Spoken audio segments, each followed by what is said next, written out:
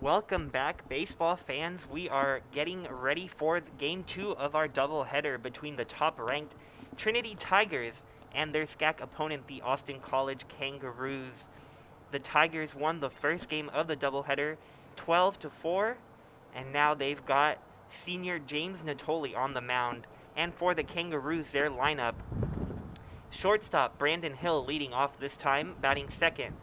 Left fielder Zach Mahoney. Batting third, second baseman Nick Flynn. At third base, Justin Alphonse hitting cleanup. Batting fifth, the designated hitter Logan Ballard. Right fielder Cody Goggins in right field. Batting sixth, first baseman Sergio DePauli at first base and batting seventh. Center fielder Brandon Brazel in center field. And Jake Webster at catcher. And the first pitch of this game is in for a strike. The first thing to note here is that there's a little bit of a change in the lineup for the Roos as Hill moves into the leadoff spot. He's swung it pretty well over the last couple of games, so the Roos will look for some production out of him in this top spot in the order. Yeah, Flynn made some good contact earlier today. Got a base hit as that second pitch is in for a strike for Natoli.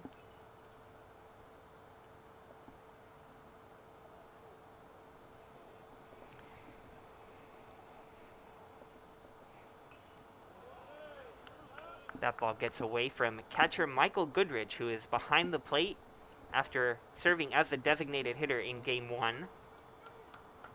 Yeah, not much of a surprise for that with that move for the Tigers. Not very often are you going to have Pettit catch back-to-back games in one day, as Natoli gets the strikeout for the first out of this game. But again, Pettit not often going to go back-to-back in a doubleheader, especially when you have someone as experienced as Goodrich available on the bench. Yeah, it's exactly what you're saying.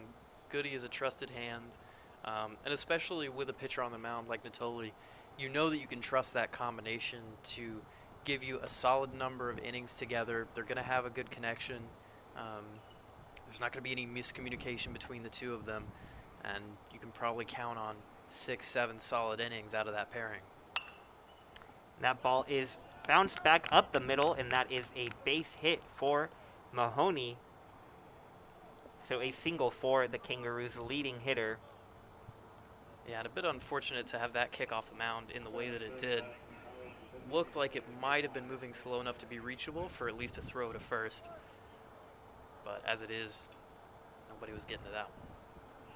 And now we have Nick Flynn at the plate. Flynn registering a home run in game one of this doubleheader, sending it past the left field wall. And he sends that one back out to left field, and it drops just between the left and center fielder for a base hit. So a couple consecutive base hits for the Kangaroos here in the first inning.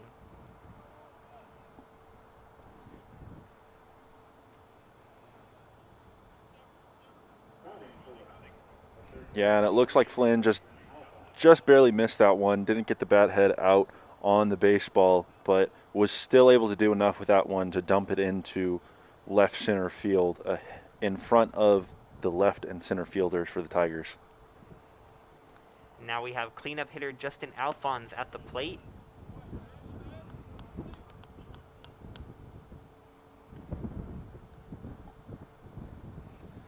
And again, second game in a row for the Roos where they have some early traffic on the base paths. It'll be important for them to capitalize here early, trying to get ahead again for the second time in this series. Yeah, they took a 3-0 lead in the first game today, but that quickly disappeared as the Tigers responded with 4 runs of their own. But they look to get back on the board early here.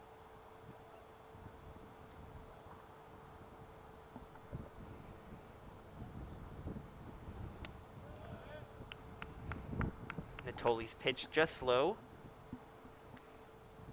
Takes it to a 2-1 count. Alphonse second on the team with 7 runs batted in. Has a runner in scoring position here. and he grounds that foul past the third base coach. So Natoli with a 2-2 count.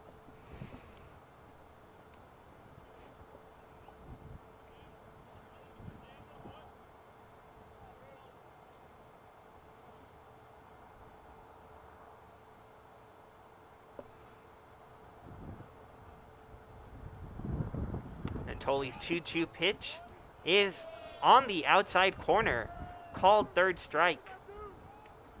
Breaking ball looped in there, and Alphonse looked to think it was outside, but the umpire disagreed.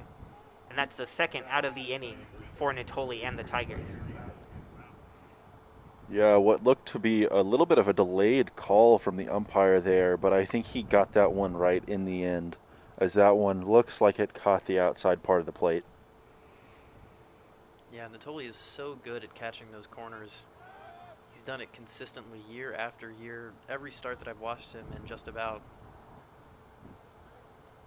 He's got those Rembrandt qualities to him.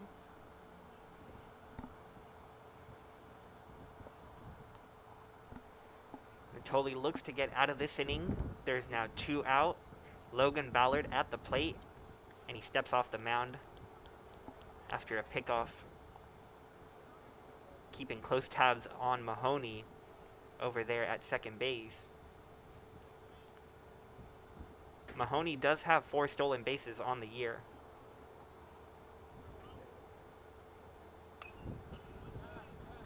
Ballard fouls that one back. Natoli, in his last outing against Sul Ross State, threw 4 1/3 innings, gave up 3 earned runs, led to a Tigers victory up in Alpine. The 0-1 pitch here.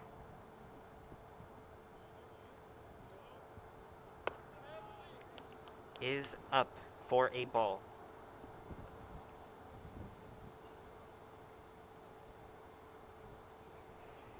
And so far in this at-bat, Natoli has seemed a little bit preoccupied with that runner at second base. You could see on that last, or before that last delivery, giving a long look in at second and previously checking on the runner. And here the runner takes off.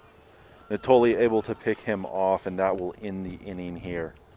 So Natoli, keeping a close eye on Mahoney for a reason, nabs him trying to steal third base early.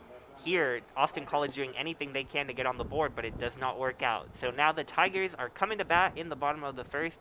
We will be right back.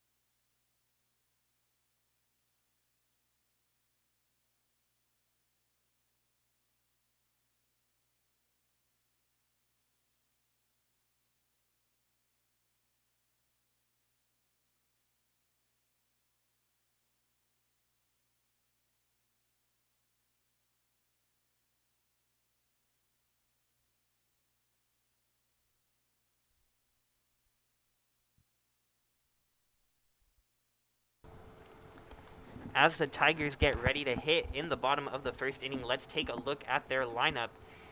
Batting leadoff, a familiar face, Rafe Chomet playing right field. Batting second, shortstop Michael Herrera. Batting third, center fielder Mason Meredith. Brian Schaub hitting cleanup and playing left field. Jack Vonderhaar back and batting fifth and playing first base. Christian Holloway, a new face in the lineup as designated hitter. Jack Wisniewski at second base and batting seventh. MJ Met still at third base, now hitting eighth. And Michael Goodrich catching and batting ninth.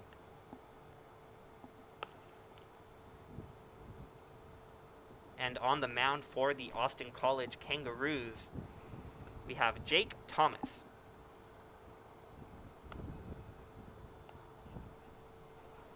Yeah, Brian, and this will be Thomas's third start on the year, the first since March 13th when he pitched against Mary Hardin Baylor. But his last outing came in last weekend's series against Texas Lutheran, where he threw 2 2/3 inning, but gave up 5 hits, 7 runs, only 3 of those being earned runs, though. And he'll have to try to hold down a Tigers offense that scored 12 runs earlier today and 9 runs just last night. So a difficult task. And Rafe chops that one to the shortstop, who makes a good play and gets Rafe out at first base.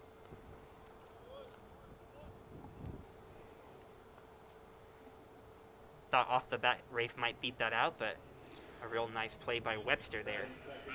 Yeah, I felt the same way. We know that Rafe's speed has been a pretty big factor already in this series, 2 games in. It looked like he stumbled about halfway down the line, and that might have been the difference between the safe and out call that we saw there. Now, shortstop Michael Herrera up at the plate. Herrera went 1 for 4 in game 1 with a double down the third base line. Scored the first of 6 runs that the Tigers scored in the 7th inning.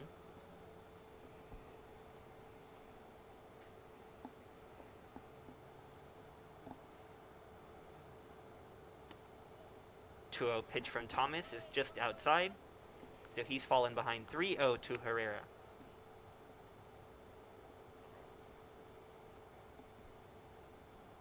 So a little fun fact for you, Brian. I actually went to high school with Jake Thomas, and I called his first high school start. It's been quite some time ago now, as you might imagine, but a really, really competitive kid, and somebody that our coaches were always raving about.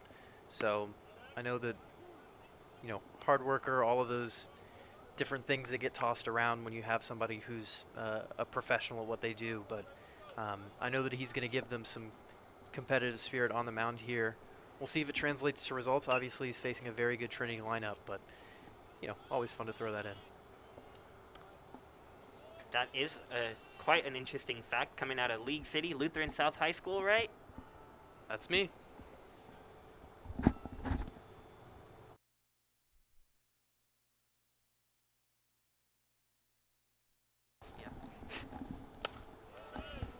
And Herrera swings and misses at that high fastball. So 2 quick outs for Thomas. And with Sam bringing that fact up, quite an interesting coincidence that I also went to the same high school as Trinity's pitcher, Alamo Heights High School right here in San Antonio. Go Mules. Happy to be calling a former Mule. What's your mascot, Sam? Pioneers. That first pitch to Meredith is a strike. Mules versus Pioneers here.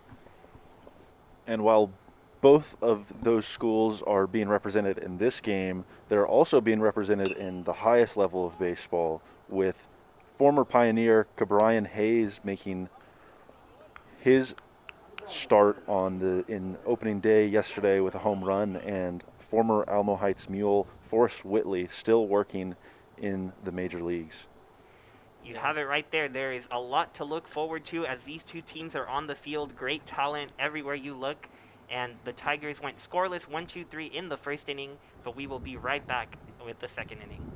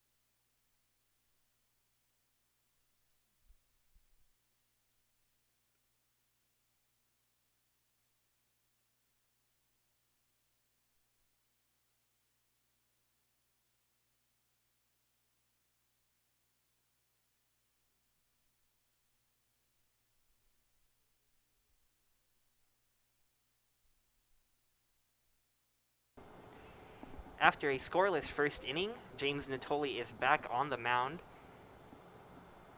He caught a runner trying to steal third base, and now Ballard pops that up in the infield.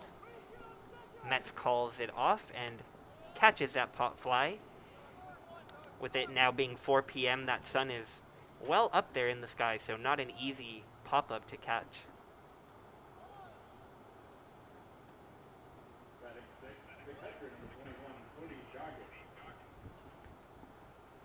Now we see Cody Goggins step up to the plate, someone we did not see in today's first game.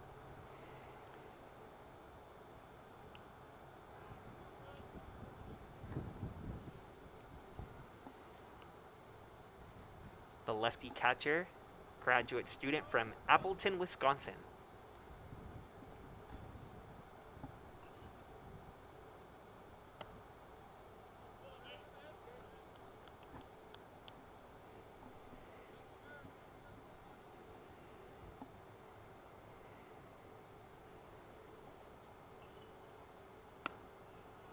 Takes a 2-0 pitch in there for a strike. And Brian, it's good to see Natoli warming into this game, which he does on occasion. Sometimes the command isn't quite exactly where he wants it. It's always pretty good, I think, if not excellent.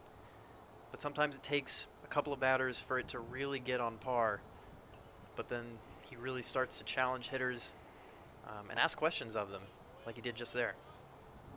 Yeah, and that 3-1 pitch is swung through by Goggins, so got a 3-2 count here, leading off the second inning. The second inning, of course, full of action in Game 1, as Goggins grounds this one to second base.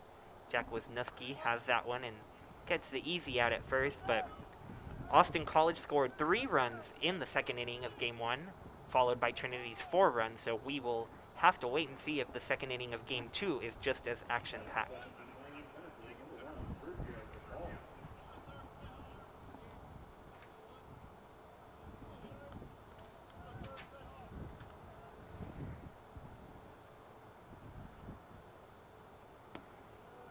Sergio DePauli takes first pitch from Natoli outside.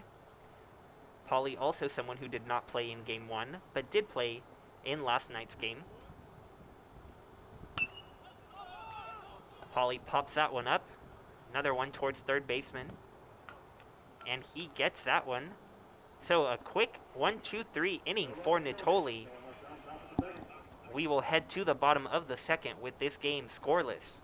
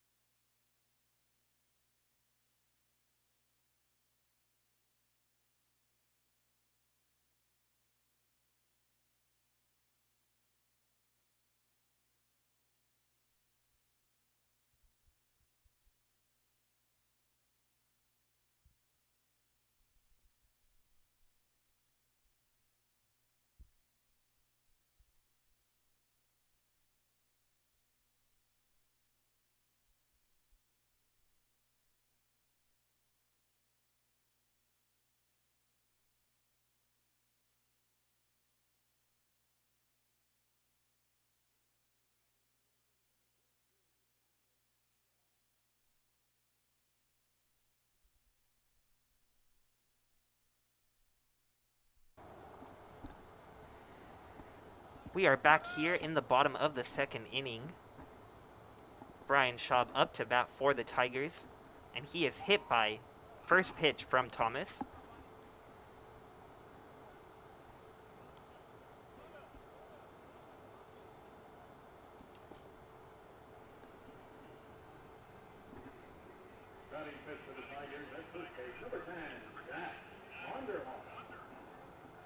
For those who have been watching these past couple games, you would know that Schaub leads the nation with 25 walks, but he's also 11th in the nation now with his 9th hit by pitch. So Schaub just manages to get on base any way he can. That's a painful leaderboard to be on, though.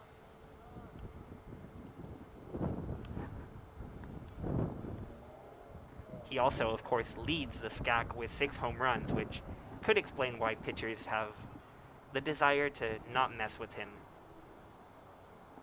I wouldn't, but it doesn't get much easier with the guy behind him in Vonderhaar. Most recent homer was at St. Thomas on March 27th, so you know the way he's been hitting them, it's about time for another in this game.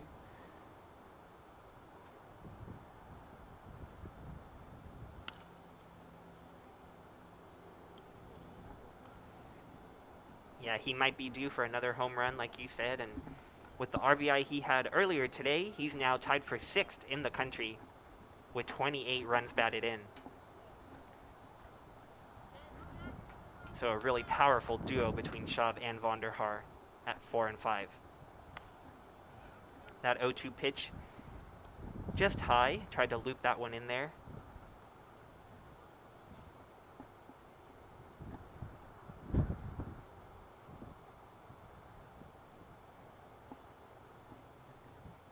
Thomas looks over at Schaub at first base.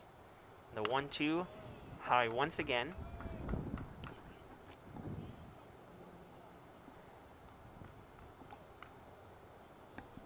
The second inning of Game 1 started in a similar way. Schaub drew a walk, leading to a Vonderhaar single to right center field, and that got the rally going for the Tigers. So Vonderhaar looks to do the same here, and he fouls that one back.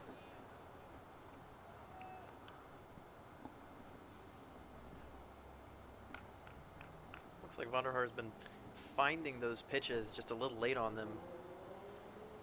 Continuing to grind out the AB, though. 2-2 from Thomas. Vonderhaar able to fight off that one. Yeah, great recognition right there by Vonderhaar.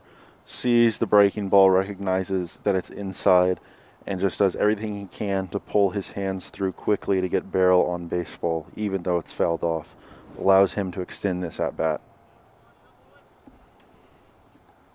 And we mentioned at second inning of last game how important it can be to have the guys behind you see pitches, especially early on in the game as you're trying to get a feel for a starting pitcher. Vonderhaar doing a good job of letting the guys behind him see this at-bat, see the pitches, and get their eyes in as the lineup continues to turn over. Yeah, now a 3-2 count for Vonderhaar, and he gets that one and skies it into left field. But it is caught. We had some adventures in the outfield in Game 1, but that one was easily caught. I think that one went over the jet stream was the problem.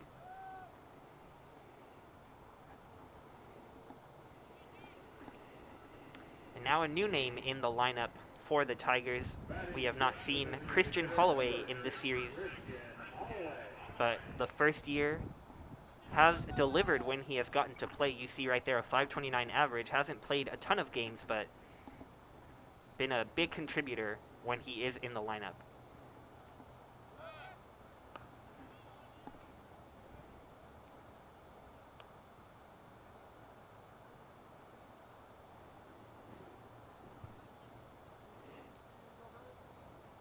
Yeah, Holloway managed to find his way into the lineup in the last game of the series last weekend against St. Thomas, and he came away out of that one with a hit. So he'll look to stay hot, keep that batting average up over 500 on the year in this at-bat and throughout this game. Yeah, and he's gotten a base hit in each of his 4 games this year. He swings through that one. Before last night, the Tigers had been on the road through the entire month of March, but on February 28th in their last home game, Holloway went 3 for 4 against Southwestern, scored 2 runs and drove in 2 runs. So a really great performance and finding his way back into the lineup here. And he hits that towards second base where the second baseman no longer was because the runner took off. Perfectly executed hit and run for Holloway. Keeps his hit streak alive. You can see right here on the replay. Schaub took off. Second baseman had to cover, so no one was there to field that ground ball. And now there are runners at the corners for the Tigers with one out. Yeah, and that's a great job by Holloway, pushing that ball exactly where the defender was supposed to be, but was forced to cover the bag on that hit and run right there. And now another local San Antonio player, Jack Wisniewski, steps to the plate. Runners on first and third. Wisniewski, one of just 2 Tigers to not get a base hit in Game 1. So he looks to correct that right here, drive in Trinity's first run. And we talked about in the earlier game today how many Tigers are hitting over 300. We have a chance in this game, especially with these next 2 batters. Wisniewski, who hits this hard. That is down in the right center field gap. Wisniewski making his way to second. And the runner, he keeps going to third. But the runner at third didn't see that, and now he is safe at the plate. Some confusion on the base pass, but it all works out in the end for the Tigers. We see right here Wisniewski with a drive to the right center field gap. Schaub scored easily. Third base coach was waving around, then held him up, but Wisniewski did not see that. He kept going. And then Holloway managed to find his way in at home. So not how you draw it up, but 2 runs regardless for the Tigers. Yeah, you mentioned earlier adventures in the outfield. How about adventures on the base paths? What I was mentioning, though, as Wisniewski demonstrated his hitting ability, is we have a potential for 4 Tigers in this starting lineup to be hitting over 400 when this game ends. Wisniewski was at 382. He's now at 393. And MJ Metz, the man at the plate right now, at 389. Other 2 are Chalmette and Holloway, 406 and 448. Gets by the catcher, but umpire says it went off Metz's bat. Must have been the knob of the bat, or else Wisniewski would have scored.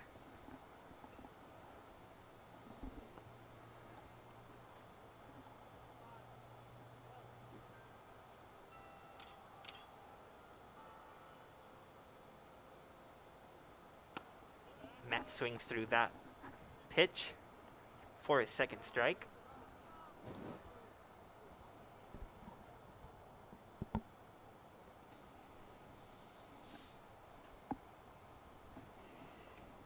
Looks like MJ Metz is confirming that the count is what it is. 1-2 count.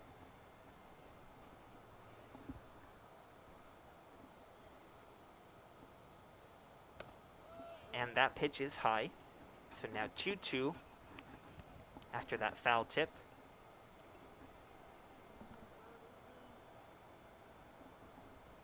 Metz with the chance to drive in another run.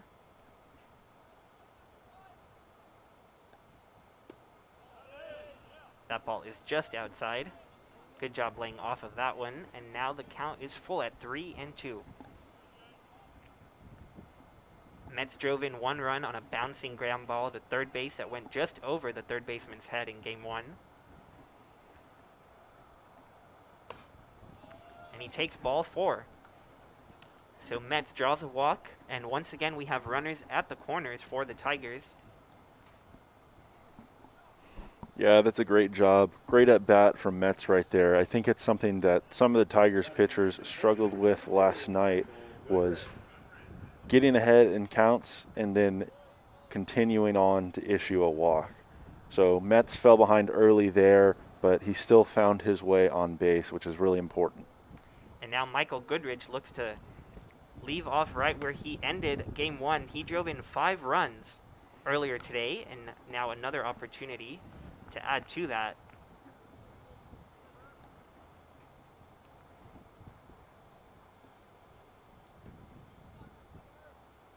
The number 9 hitter is no typical number 9 hitter. He waits back on that one, but fouls it straight back.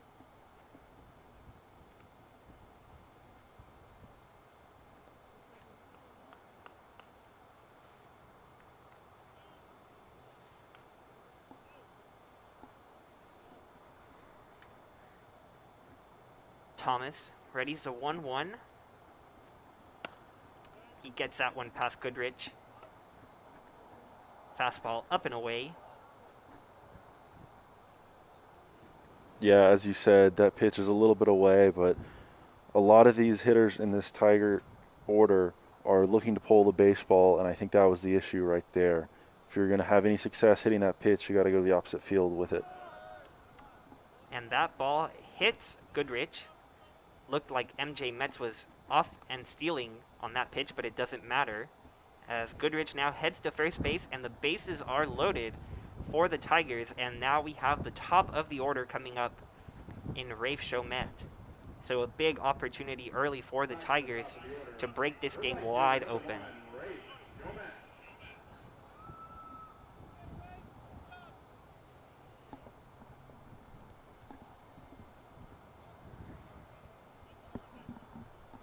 Rafe, another one, like Sam mentioned, hitting over 400. He got 3 hits in game 1. Takes first pitch for a ball. Really dangerous situation here for Thomas, wouldn't you say? Yeah, absolutely it is. And, we talked about those second innings and how maybe they had potential to blow up again. And, for Thomas, I think this is not so much about getting out of the inning unscathed anymore. I think this is more about we need to keep the pitch count down. We need to just get through this inning, period. And if it means giving up 1 or 2 runs extra, you can do that. You got to trust your offense to be able to back you up. It's not how you want to do things, but if that's how you got to do it, that's how you got to do it. Yeah, Thomas ready's a 1-1 here to Rafe, and he grounds that to second base, grabs it onto Webster at short for the out, but not in time at first base. So a close play, almost got out of the inning, but Rafe is able to beat it out. You see right there. Had a little trouble getting it out of his hand, which affected the throw to first. And so a run comes across. The Tigers take a 3-0 lead, but the Kangaroos do get a second out in this inning. I think at this point in the inning, that's probably a trade that Austin College would have been willing to make. You would have loved to take the double play because the opportunity was there for you. But as long as you get at least 1 out in that situation, it puts you in a position to get an out in any way and still get out of here with something manageable. You just don't want a 6 spot in this inning, and you also don't want your starting pitcher to go 60 pitches through 2. Yeah, absolutely. Austin College had 4 pitchers used last night. They had 2 earlier today, and so want to save that bullpen as much as you can. That pitch is high and outside. A 1-2 count on Herrera.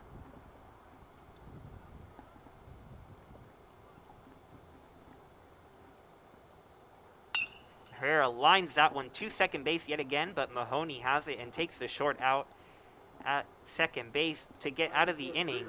So the Tigers score 3 runs and get 2 hits along the way, but strand 2 runners, and they take a 3-0 lead to the top of the 3rd inning.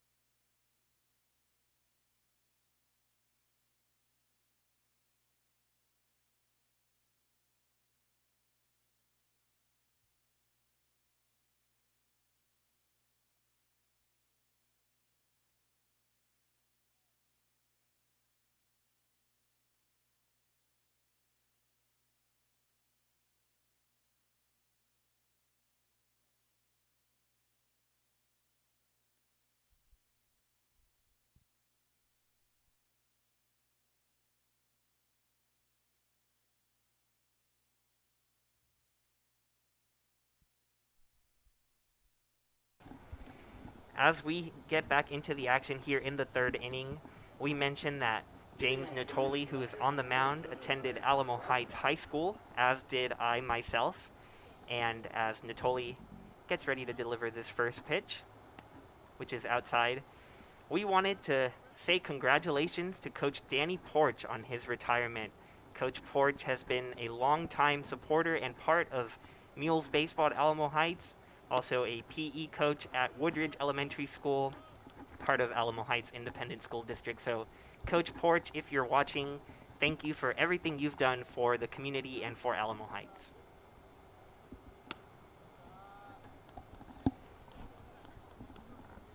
And the hitter Branson Vrazel draws a 3-0 count.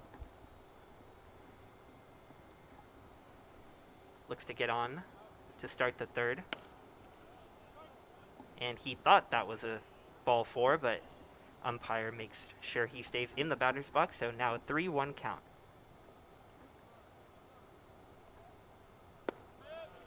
And that right there is ball 4. So he'll take his spot at first base and start the inning for the Kangaroos with the runner on.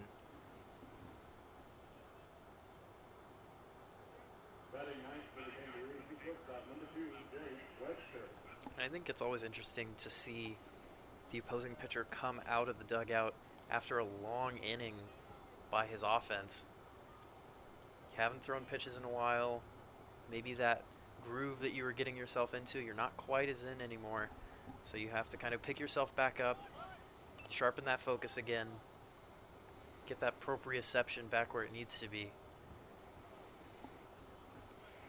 Now we have Jake Webster batting ninth. Has been hitting leadoff before this game, so interesting to see that turnover. Definitely a capable bat at the bottom of the lineup. Yeah, that is interesting. I think we've seen this Ruse lineup have some success in the middle part, get on base as Webster squares around to bunt, and Goodrich will make a throw down to first to check on the runner, but he'll be back in there safely. This Ruse lineup has had some success in the middle part, but the very bottom of the order has struggled to flip things over for the top of the lineup. So maybe moving Webster here is an attempt to get some production out of the 9-hole. Webster squares around to bunt again, but not able to get a good pitch to actually put down. Webster, before today's game, where Nick Flynn homered, had the only home run for Austin College on the year. So has some power in that bat, but looking to bunt here. We'll see if he squares around once again. And he does, and he fouls it back. Looked like the runner was going as well, but he'll have to head on back to first. And I think to Luke's point, we saw how important the bottom of the order is for Austin College in the first game of this doubleheader, because the only inning in which the bottom of the order really made an impact was the inning where they scored all of those runs. So I think it's clear that if Austin College can get that bottom of the order going, and so you're not so stratified in your batting lineup, things are probably going to be a lot more successful. And Natoli right there picked off, trying to get the runner at first, but able to get back in the bag. Yeah, I think Natoli generally has a pretty good move, being a left-hander. And that one was pretty close. He's going to go for it again. And you see Vonderhaar right there saying, keep at it. A couple of good throws over there.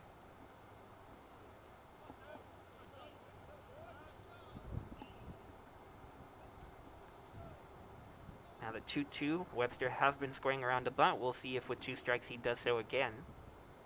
He does not, and instead he pops it back foul to continue the at-bat.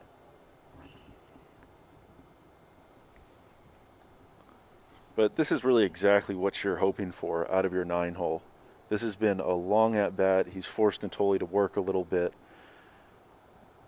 And we're yet to see what the ultimate outcome of it will be.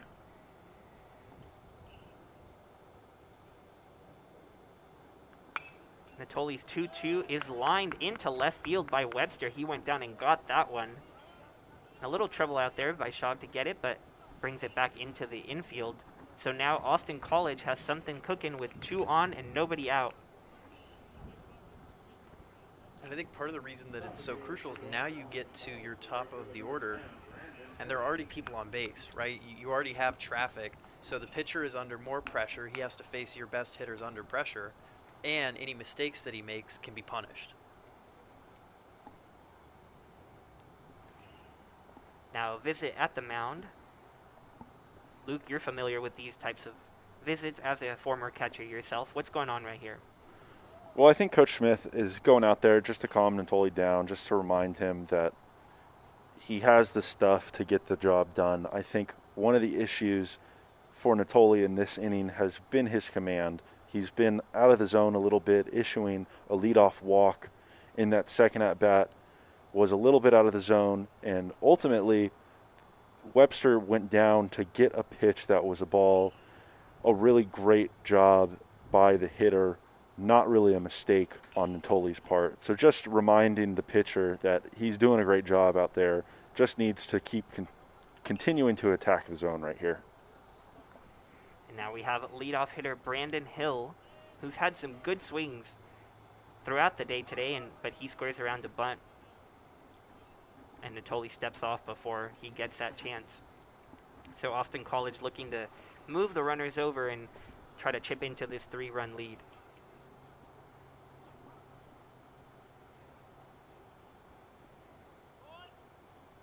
Hill squares around very early, and that ball's in the dirt, and the runners are able to advance. And so Hill was willing to give himself up and move the runners over, but Natoli does that job for him as that wild pitch is unable to be corralled by Michael Goodrich.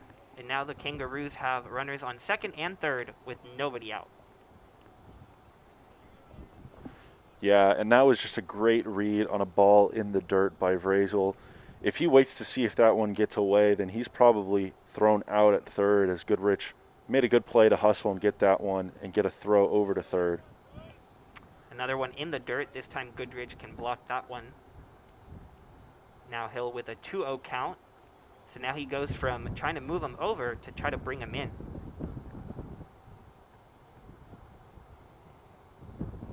And this is really a good spot to have Hill in, as he's done a really good job putting the barrel on the baseball this weekend. That pitch is just on the outside corner. Hill wanted nothing to do with that one, as that was a good pitch by Natoli to get back in the count 2-1. Now the 2-1 from Natoli.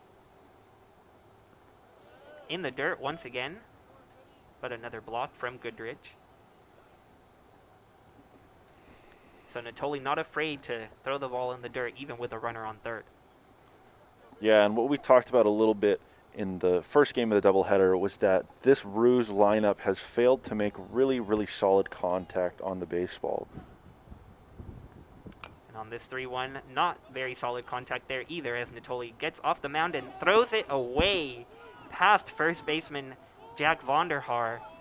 And one run has scored, and the second is on its way, and the throw is up the line. And so 2 runs have scored for the Kangaroos on that misfired throw by Natoli. Just a little ground ball in front of him, but such a difficult throw for pitchers, and Vonderhaar unable to get that one.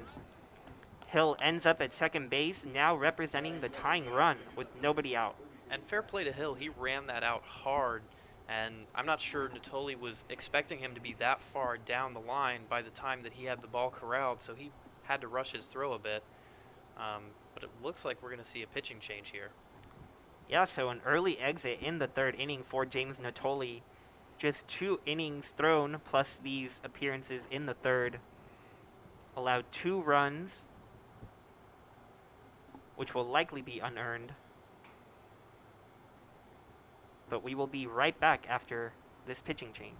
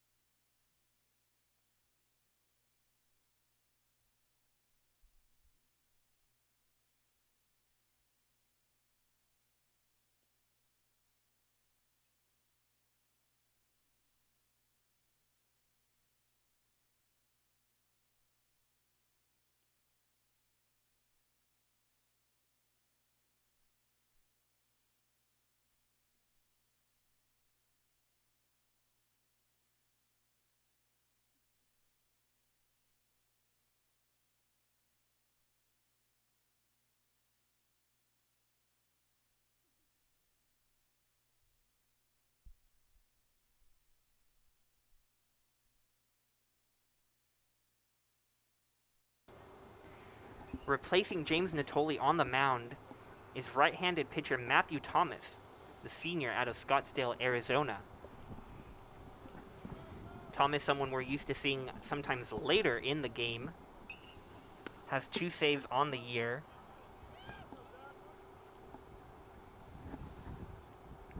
And I think with Thomas, you really know what you're getting. And I think for a Trinity team, I think they want to make a statement and say, listen, we've had defensive miscues cost us in both of these games. We're going to tighten up right here. Thomas is going to throw us some shutout innings. And this is where this game ends. And Thomas, normally a reliable pitcher out of the bullpen. In his first 4 appearances, he did not give up a run. But in his last appearance against Sul Ross State, he gave up 3 earned runs as he looks back and tries to get the runner at second base, but Thomas looking to turn things around after that last outing.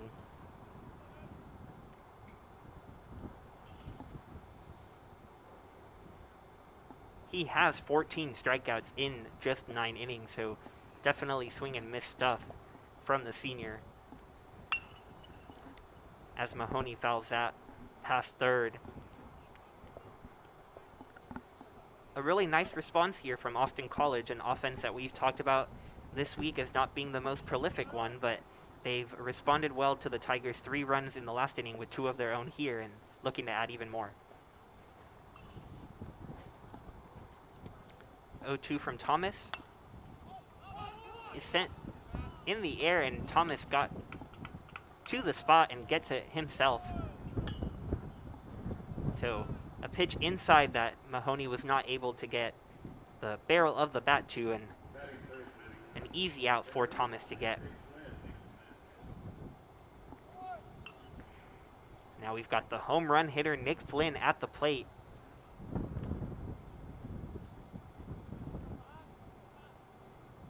And Luke, any concern about Thomas not at full strength here with only 2 buttons undone instead of 3? I wouldn't say it's much concern. I think it does provide a little comic relief, but Thomas does have an undershirt on today, so I'm wondering what the approach is with the buttons undone, because I think the undershirt kind of defeats the purpose. I don't know. It's always a fashion statement with the buttons undone, undershirt or no.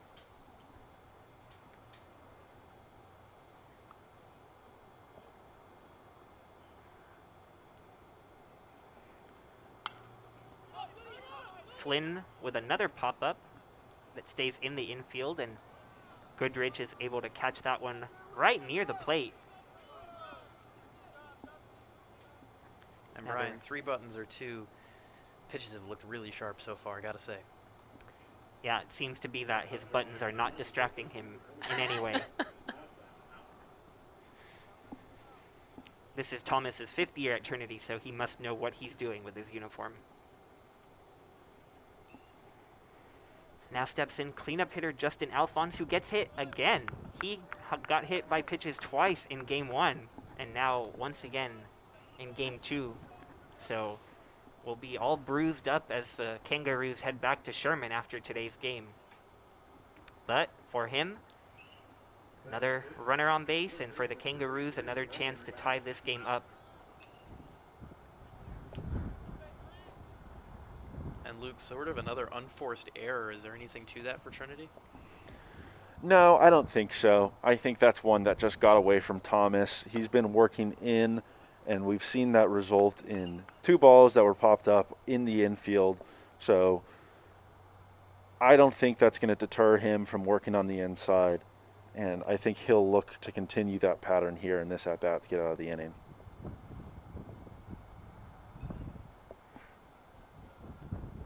The first baseman at the plate calls time. Big moment for the Kangaroos as they try to tie things up in the 3rd inning.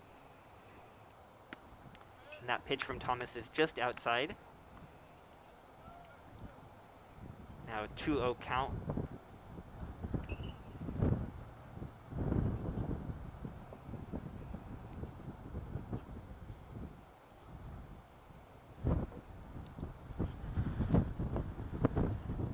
and that pitch was in the dirt, but Ballard swings through it. But in the process, ball got away from Goodrich, allowing the runners to advance to second and third. So an even bigger opportunity for Ballard to drive in not one, but 2 runs and possibly take the lead here in the third.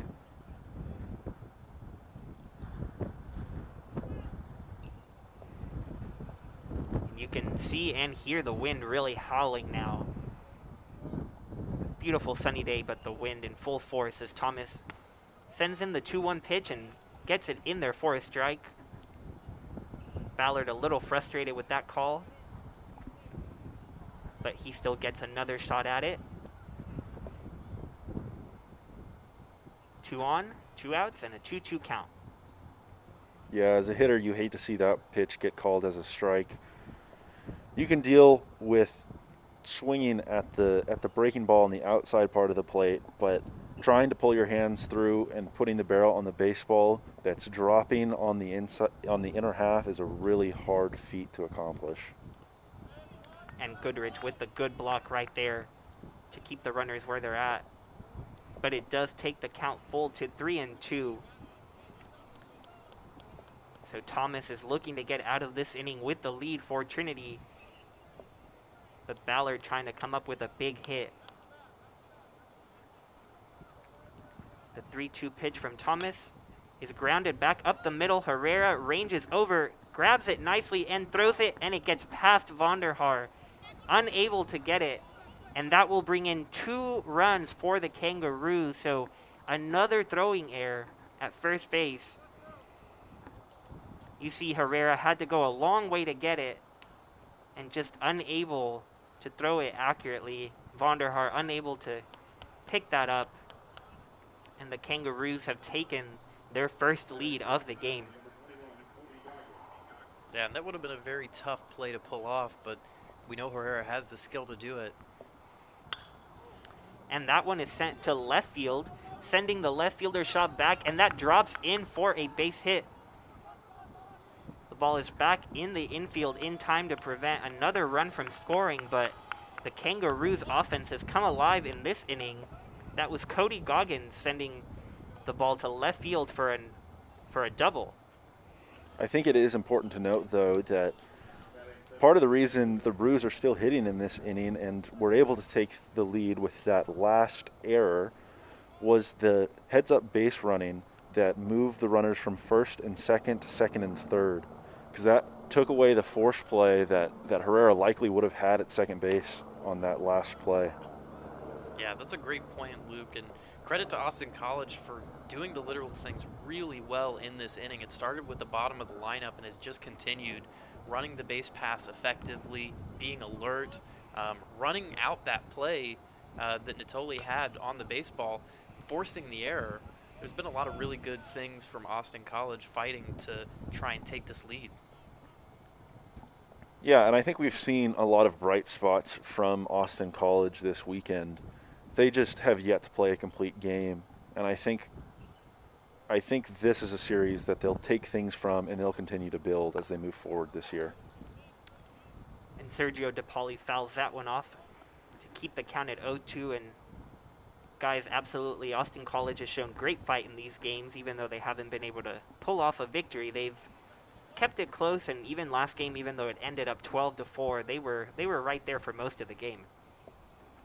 Now the 0-2 pitch from Thomas, and DePauli swings and misses for the third strike, and the Tigers are finally able to get out of the inning, but not before Austin College storms back and takes the lead after scoring 4 runs, 2 Trinity errors helping them in their endeavor.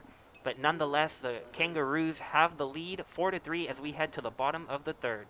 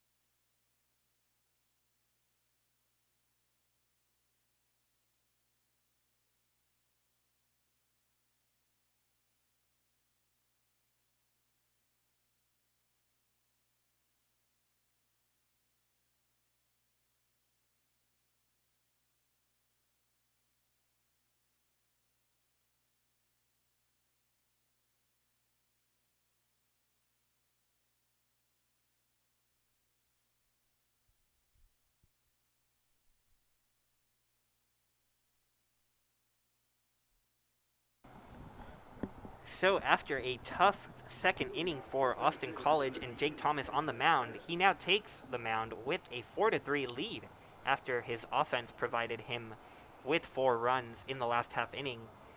Sam, how do you think it feels to have a lead now as Meredith pops that one up? Looks to be playable in foul territory, and it is as Alphonse catches that one for the first out. Sam, like, taking the mound with the lead now, how does Thomas feel about that? Oh, completely different. Completely different, you know? And I think now you feel even better about the way that you fought through the second inning because you did what was required of you, right? You made the fewest amount of mistakes possible. You gave up 1 run, but you traded it for an out, and you got yourself out of that inning, and now your offense has backed you up. So I think he feels pretty good coming into this inning, and, you know, we'll see if it continues on as it did in the second inning, where the effectiveness of his pitches was starting to go up, the command was starting to sharpen. But either way, I think the confidence has to be a lot higher than it was at the bottom of the second. And we'll see as Brian Schaub skies that one to right field, and Miller is able to pull it in. Looked like he lost it in the sun for a bit, but able to make a nice play. You can see right there in the background a crystal clear blue sky, not a cloud in sight. So a tough catch right there, but Schaub, Vonderhaar, can't let your guard down anytime through this Tigers lineup. So Thomas trying to get that confidence that you're talking about and translate that into results. And so far this inning, it's worked.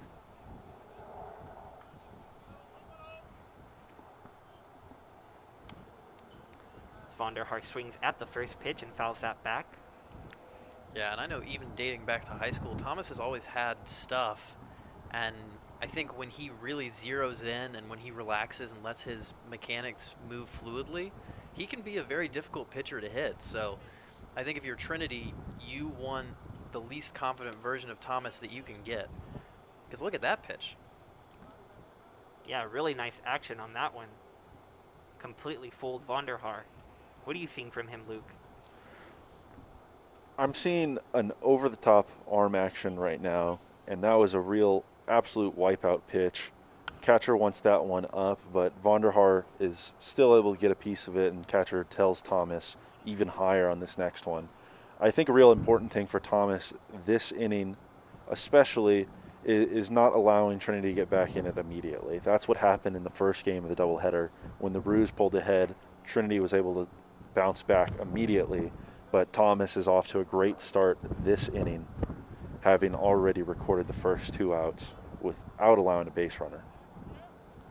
Yeah, that ever-elusive shutdown inning.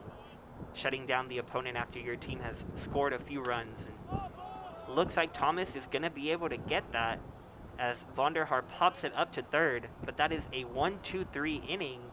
So a really great response by Thomas to maintain that lead for Austin College.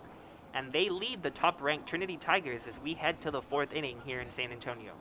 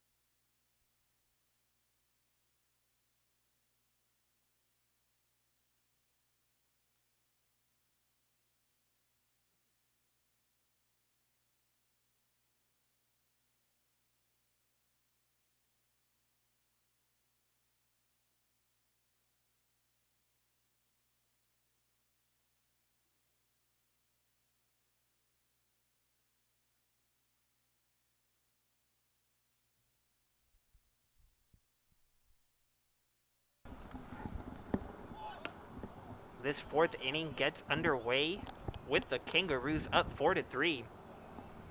Matt Thomas, who came in last inning, remains on the mound.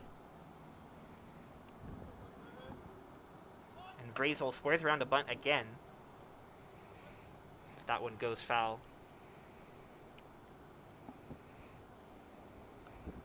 Yeah, and I like this call, leading off, trying to put the pressure on a Tiger defense that made quite a few mistakes in the last half inning and, in fact, struggled to field and cleanly record an out on a bunt.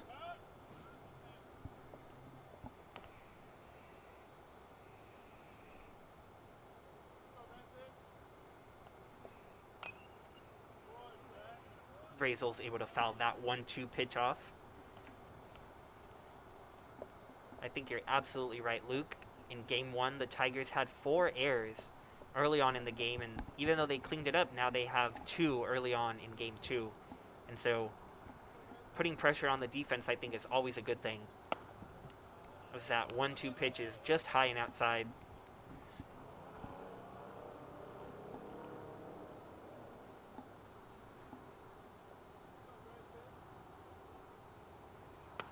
Thomas's 2-2 is also high and outside, and now the count is full.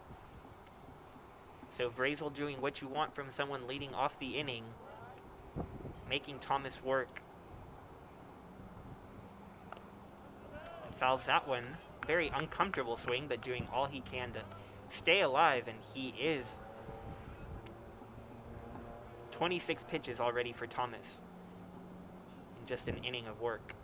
And that is something to be concerned about. But I will say, even though all 3 of those pitches were probably balls, and there's another one, they're not terrible they're not terrible 2-strike pitches. It does result in a walk, though, and now, once again, traffic for Austin College. Yeah, and 3 straight of those balls that were in the similar spot, high and outside, resulting in the walk for Vrazel. And now have Jake Webster at the plate, who we talked about earlier, typically a leadoff hitter, but now hitting 9th. Looked to bunt in his last at-bat, and is not doing that, but the runner does take off, and he has an easy stolen base, as Goodrich doesn't even throw down there. Vrazel looks to be okay, coming up a little bit slowly at second base. But he steals the bag and immediately provides Austin College with another scoring opportunity.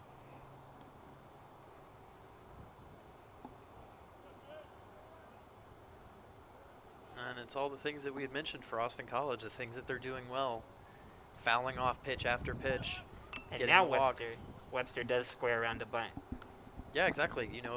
Putting pressure on the defense. Again, doing a lot of little things and trying to get them to add up, to what would amount to an upset. And they're going to fight for it. So Trinity really needs to focus in here. And I think if you're Thomas, you can't let this lead expand.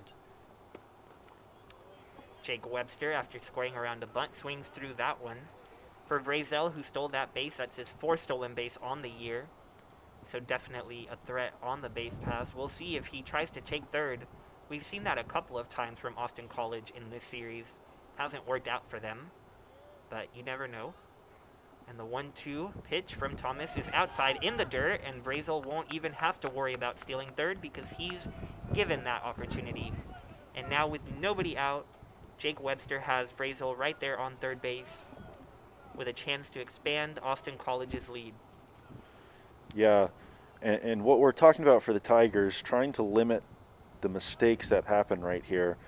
Once you get one, it seems like pretty frequently one little mistake, one tiny mistake can snowball, and it can turn into 2, and it can turn into 3, and it can leave you feeling deflated. And on the other side, for Austin College, what is a mistake for the other team is a lucky break for you. And when those build, you start to get confidence, and now they're swinging it well as this one gets through into right field and brings another run home for the Roos. So Webster doing a nice job of hitting there with 2 strikes, driving it the other way, and driving in Austin College's 5th run on the day. They expand their lead to 5-3, and they're just getting going in this inning with nobody out, and their leadoff hitter, Brandon Hill, at the plate.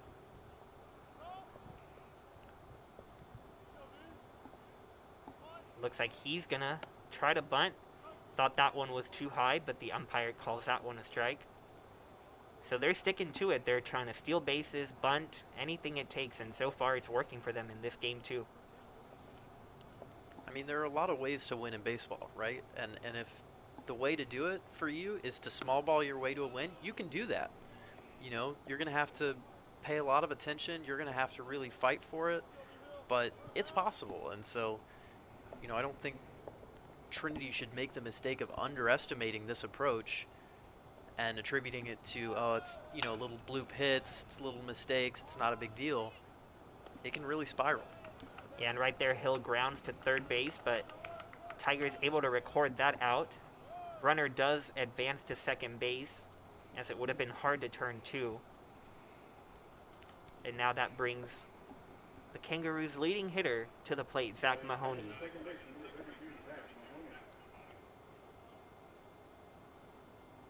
And we saw Hill square around to bunt in that last at-bat as Thomas pumps in a fastball there, and we see a tardy swing from Mahoney. We saw Hill in that last at-bat square around to bunt, and even when the batter pulls the bat back on strikes, he's forcing that pitcher to hit spots to throw the ball in the zone as Mahoney pulls this one to the left side, and it gets off the glove of Herrera at shortstop and brings yet another run in for the Roos in this inning as they continue to expand their lead right here. Yeah, and really solid contact right there for Mahoney. Herrera not able to bring it in, and him making contact with the ball but not stopping it allows Webster to score easily from second base. So some real momentum here for the Kangaroos, an offense that typically struggles to score runs. They've put up 6 in just the 4th inning. And you've got to give them credit. You know, they lost the first game of this series 9-0, lost game 1 12-4, but they have not let that deter them. They are fighting hard, and now they're up 6-3 on the top-ranked team in the entire nation. And Luke, if you're a Tiger here, how do you settle yourself and get your focus in and work yourself back into this game?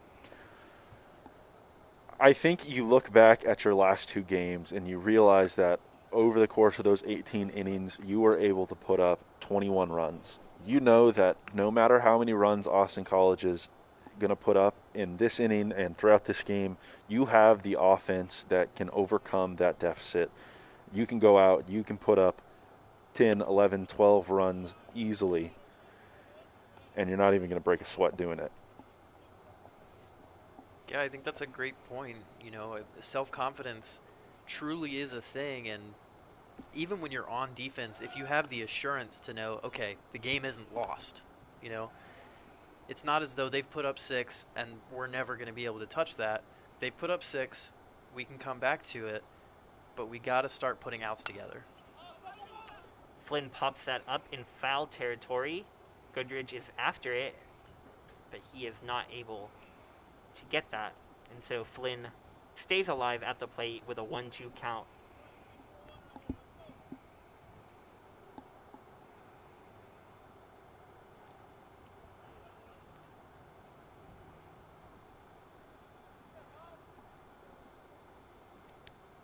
Thomas with the 1-2 pitch right here to Flynn. And a beautiful breaking ball that gets Flynn down swinging. So a big out for Thomas. That's the second out of the inning. And he'll look to escape without any more damage as the cleanup hitter Justin Alphonse steps to the plate.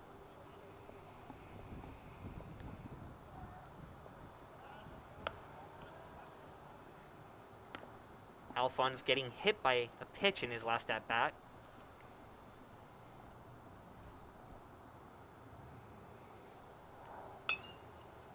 That one was in there as well, but he's able to turn the bat and drive it well foul, but I don't know how he got to that one.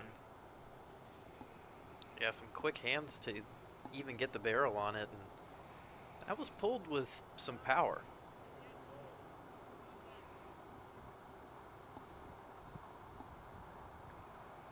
Now the 0-1 to Alphonse, and once again, pretty up and in. So Alphonse stands very close to the plate. We've already seen him get hit 3 times in the series. Tiger pitcher's clearly not afraid to go inside on him either. And that one is in the dirt, gets past Goodrich, didn't see it for a while, and that allows the runner to move over to second base. So another carousel of runners just going around. Mahoney taking second base for free after that pass ball.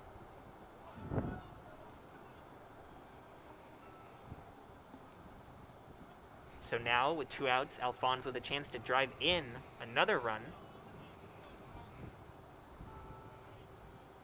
Kangaroos already scoring 2 in this inning. And Thomas's 2-1 pitch in the dirt again. Goodrich blocks it, and the umpire checks down at first base and says, that's a ball. Did not go around. So 3-1 count for Alphonse. The cleanup hitter with a hitter's count. Thomas has to be careful here.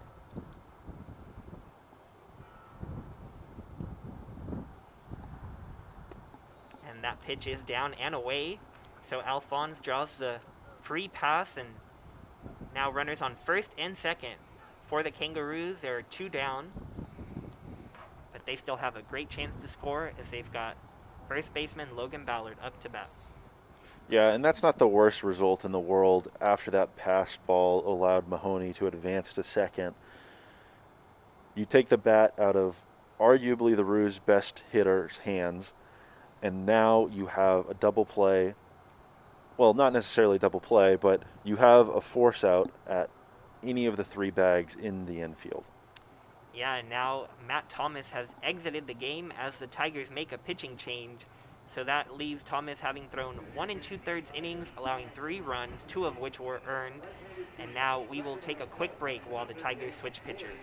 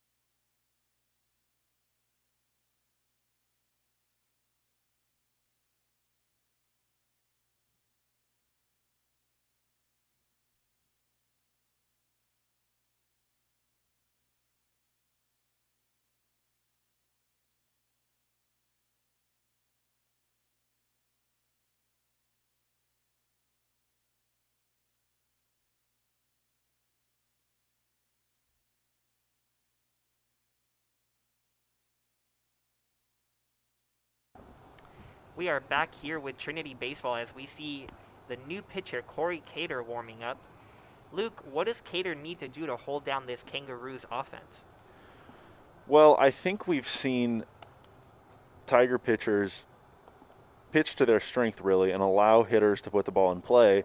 The difference in this game so far has been the fact that Austin College bats have put some more solid contact. They've really barreled up some baseballs in this game to get them through the infield and to allow runners to reach base. I think Corey, right here in this at-bat, needs to focus on trying to induce some soft contact, make an easy play for one of his infielders, and allow them to get into the dugout and get the bats back up at the plate. And Cater's last appearance against Sul Ross State up in Alpine saw him throw 5 innings, allowing just 1 run, striking out 7. So he'll look to replicate that sort of performance here, as Trinity finds themselves down 3 runs, and the Kangaroos look to add to that with Logan Ballard at the plate, runners on first and second, 2 outs in the 4th inning. Cater's first pitch is on the outside corner for a strike. And that's a great spot. There's not much a hitter can do with a pitch located right there, and we've seen that one consistently called a strike over the past 2 days.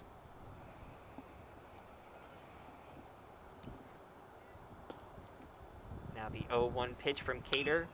Similar spot outside, and that's grounded to Herrera at short. Throws it over to Vonderhaar to get the 3rd out. But the Kangaroos have added to their lead scoring 2 runs in the top of the 4th inning, and they lead the Trinity Tigers 6-3. Tigers will try to wake up their offense in the bottom of their 4th.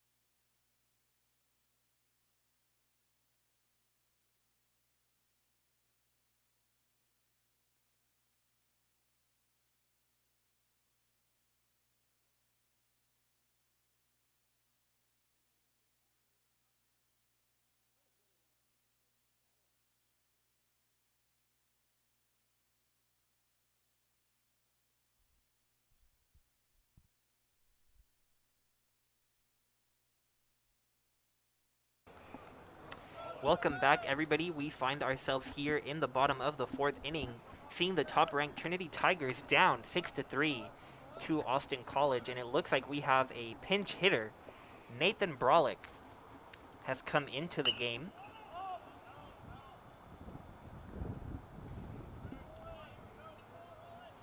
He is hitting for Christian Holloway. Holloway got a base hit in his only at-bat, but now Brolick in for him. Brolick from the San Antonio area.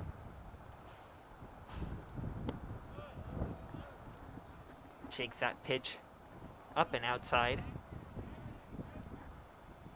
For Jake Thomas, last inning he was pitching with the lead for the first time, and now he's pitching with an even bigger lead.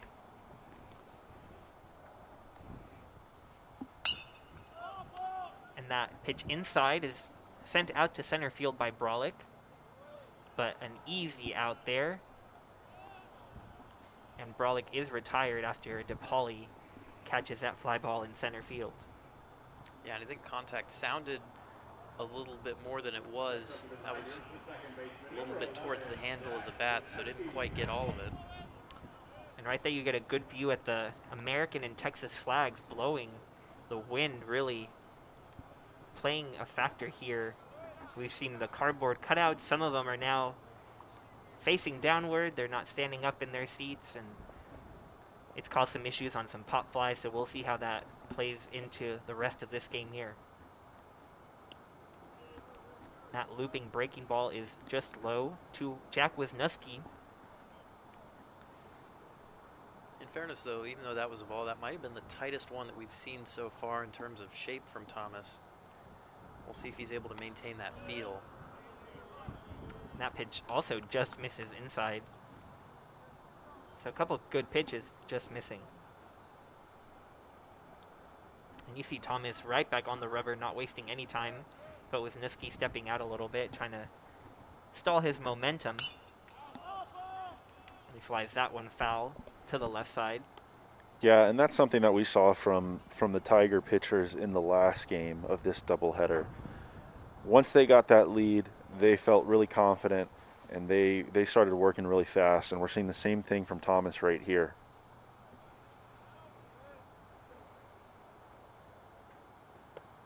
The 2-1-2 Wisniewski is high and inside. So now at 3-1 count, Thomas now taking a little bit of a stroll around the mound, collecting himself. He's got a big opportunity here as his team is up on the #1 team in the nation. 3-1 count here to Wisniewski. and he flies it to left field, driving the left fielder back a little bit to the warning track, and he makes the catch. Brandon Brazel. We've talked about just this very inning about the wind, and so that is not an easy play at all, driving that ball all the way back to the warning track, but the nice play by Brazel to record the second out of the inning. And you can see just backpedaling, and still up into the wall because that ball just kept carrying more than these fielders think that it will. It's really hard to adjust because the wind is gusting up there, it's not consistent, and that ball sometimes can do unpredictable things. Yeah, and that was a ball that was struck off the bat of a left-handed hitter. So if we see one of the many right-handed hitters in this Tiger lineup really get a hold of one, I wouldn't be surprised to see a couple go as we continue throughout the rest of this game. Yeah, we may see a couple of balls up in the swimming pool. It's something we've been missing from the Tigers this series, despite winning the first 2 games.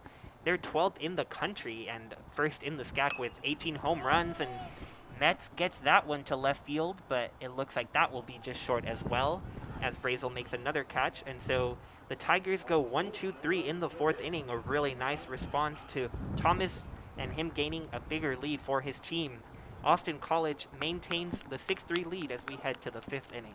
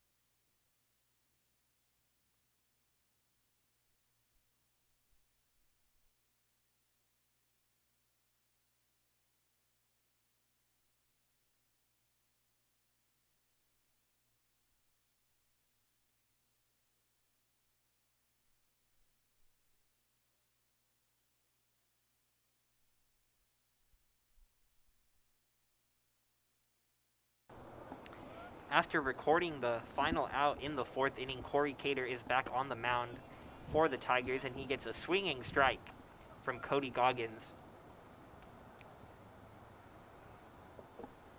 Goggins with a double in his last at-bat out to left field. One of 6 hits for Austin College. 6 hits to go with 6 runs.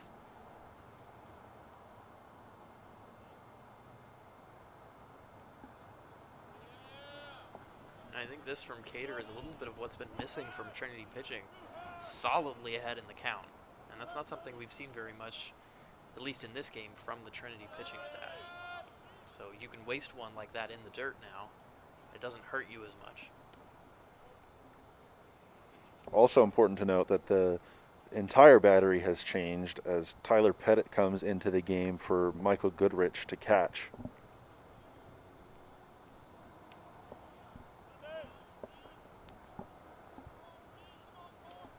Pettit catching the first game of this doubleheader, so quite a tough task. How would you describe what catching a doubleheader feels like, Luke? I'd say more than anything, it's tough on the knees, but especially when you're playing 2 games in the daytime, as this one's skied to center field. Looks like that out is recorded there by Mason Meredith.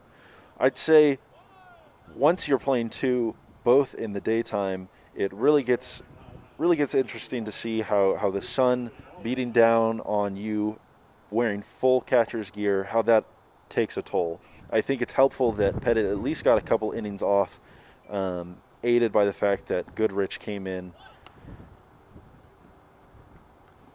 DePauli looking to get on base with a bunt right there.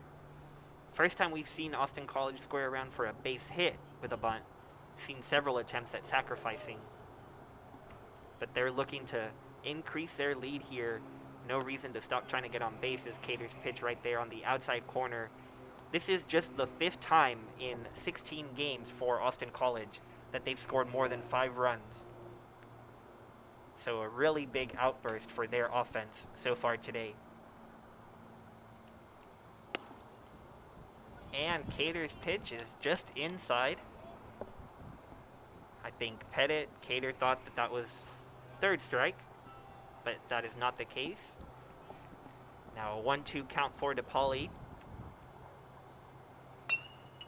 who grounds that one foul.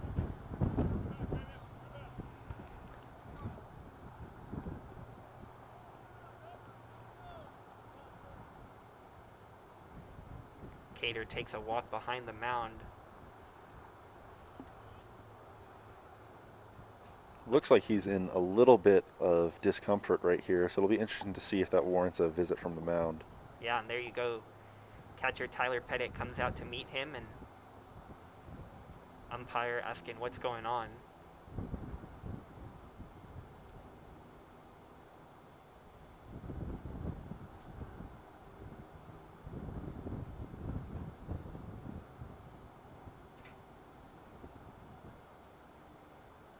It is interesting to see the umpire come out to this visit.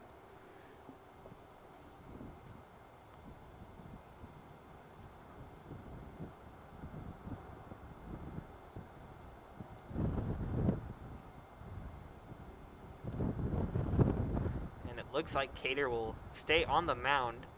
Would be interesting to know what that conversation was about. But unfortunately, all we can hear from the field right now is the wind. Yeah, that's true. Cater still doesn't look entirely comfortable. Try and keep an eye on the bullpen for Trinity. That pitch in the dirt.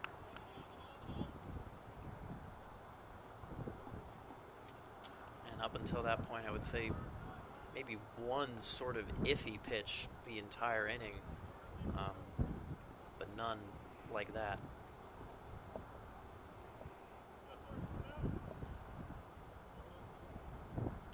Cater's 2-2 is driven by DePauli to left field, but plenty of time for Shaw to get underneath it. And that's the 2nd out of the inning.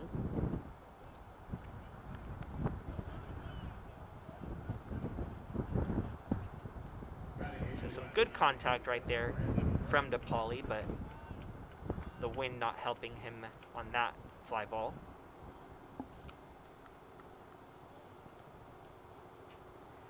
And now we've got Brandon Vrazel, who's scored twice today, as he's gotten on base with a walk in both of his at-bats, so really causing problems for Trinity. And someone we haven't seen until today's game, so a really good addition to the lineup. It looks like there is action in the Trinity bullpen, so we'll see if that results in anything or if Cater is just going to be able to walk it off and not have any issues. But there's an insurance policy getting ready. Vrazel got ahead in this count 2-0, but fouls that one.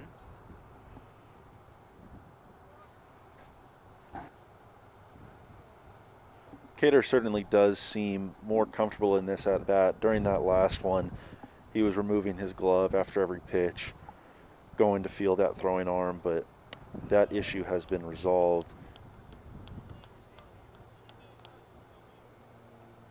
Yeah, I'd agree, Luke. I don't know if I would say 100% comfortable, but he definitely looks a lot better.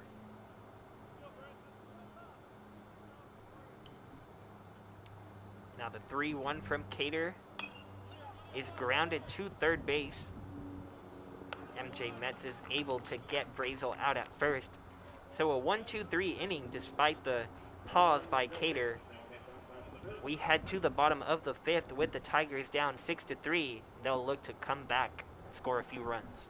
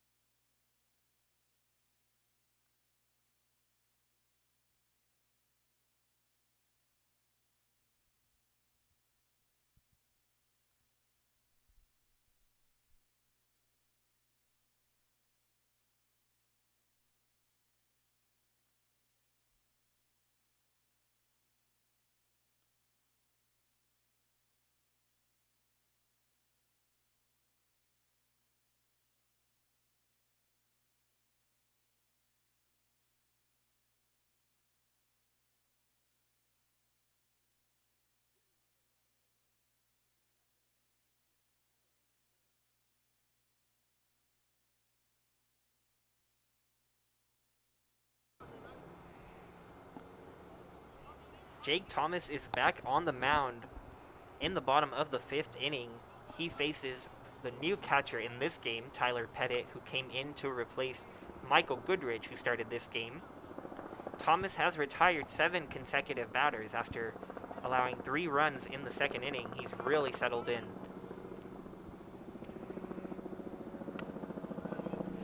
Pettit stands in now after recording 0 hits, the only Tiger to go hitless in the first game of this doubleheader. So he'll look to get into the scorebook in this at-bat right away. And he has a 2-0 count right here. Make that 3-0 as he takes that one high and outside. Maybe some fresh eyes off the bench will serve the Tigers well off of Thomas, who's really gotten into a good swing right here. Yeah, and Brian, I think it's partially about making statements too, right? We talked about it earlier in the game with what they wanted Matt Thomas to do, as you can see Pettit gets a walk there. But they wanted to bring in a reliever that they felt could shut things down and say, that's it, that's the amount of runs that you're getting, and now we're going to take control of this game. And now Corey Cater has come in, and he did do that, and now you want your offense to do the same on the other side, to get a couple of runs and say, hey, we're not out of this thing yet, we're going to be coming for you. Yeah, and the Tigers are by no means out of it, and that is not how Thomas wants to begin the inning, walking the number 9 hitter, someone like you mentioned, Luke, who didn't get a hit in Game 1, and now you turn the lineup over for Rafe Chomet, who lines it past the first baseman, and that is down the right field line. Rafe will stay at first, while Pettit is able to get to third, and just like that, the Tigers have something going, and it's only a matter of time before the Tigers' offense gets going, and a free pass to start the inning is not what you want to give them. Yeah, and when the Tigers went down in the first game of the doubleheader today, they responded and got back into it in a very similar manner. They got the leadoff man in the inning on base, and they capitalized on that. And the same thing's happening here as they have runners on first and third with 0 outs in the bottom of the 5th. And now shortstop Michael Herrera drives that one to right field. And that is an amazing catch by right fielder Brandon Hill. Takes a hit away and likely extra bases for Herrera. A run does score on the sacrifice fly, but that is a remarkable play by the right fielder to prevent this inning from likely ballooning even further. Yeah, and that is a really good play. On balls hit down the line like this, it's going to be interesting to see whether a fielder decides whether or not they want to dive head first, if they want to let that ball drop, or if they want to dive like Hill did on that play, slide in with their feet first, right? Because you're in a position going down the foul line where if that ball gets down, it's rolling all the way to the wall, as opposed to a ball hit into a gap where if you make a dive, then you at least have your center fielder there behind you to back you up. But again, great play there by Hill. Played it safe, kind of went in between the two options, sliding in feet first to haul that one in. Yeah, but nonetheless, still some hard contact from Herrera, so the Tigers putting some good swings on the ball. Meredith with another one right there, but fouls it back. And if you're a fan of interesting stats like I am, you would be interested to know that the Tigers with that sacrifice fly, that's their 14th on the year, that's 6th in the nation. So they do a good job of driving runners in from third, even when they can't get a hit. And Brian, you know better than anybody, I am a huge fan of the sac fly. I think it doesn't get the credit that it deserves. It's truly a skill, and I'm always happy to see one. Speaking of fly balls, Meredith sends that one to shortstop, but Webster unable to get a good read on that, and it falls in. So a routine fly ball that today, with the wind, is anything but routine. And Meredith is on base now, and real danger now for the Kangaroos as Brian Schaub steps to the plate with a chance to tie the game or take the lead if he's able to send his 7th home run beyond the fence. Yeah, and if you're Thomas, that is the last person that you want coming to the plate. And it sort of feels like Schaub is due. It's been quite a while since he's homered, so we'll see What happens here with 2 on and 1 out in the 5th? Schaub swings at the first pitch aggressively. And Thomas, this inning has been very fastball heavy, and I think he needs to mix in a breaking ball or two to disrupt the timing of these Trinity hitters, because they seem like they are really getting their eyes in. Now the 0-1 to Schaub. There is that breaking ball that you mentioned, and drops it in for a strike. So good job of Thomas to get ahead on Schaub, the cleanup hitter. Looks to finish him off here. The 0-2 pitch to Schaub. He lifts it once again to left field. Brazel is able to catch that one, then almost trips on the follow through. But nonetheless, a big, big out for Thomas and the Kangaroos. Yeah, and that one in on the hands of Schaub is one that he might not typically swing at, but down 0-2 in the count, his hands is forced there, and he just can't do enough with it to bring a run in for the Tigers in that scenario. And now up at the plate, first baseman Jack Vonderhaar looks to bring in some more runs for the Tigers. And he swings at the first pitch and fouls it back. Will it be in play? And it is. The catcher able to bring that one in foul territory.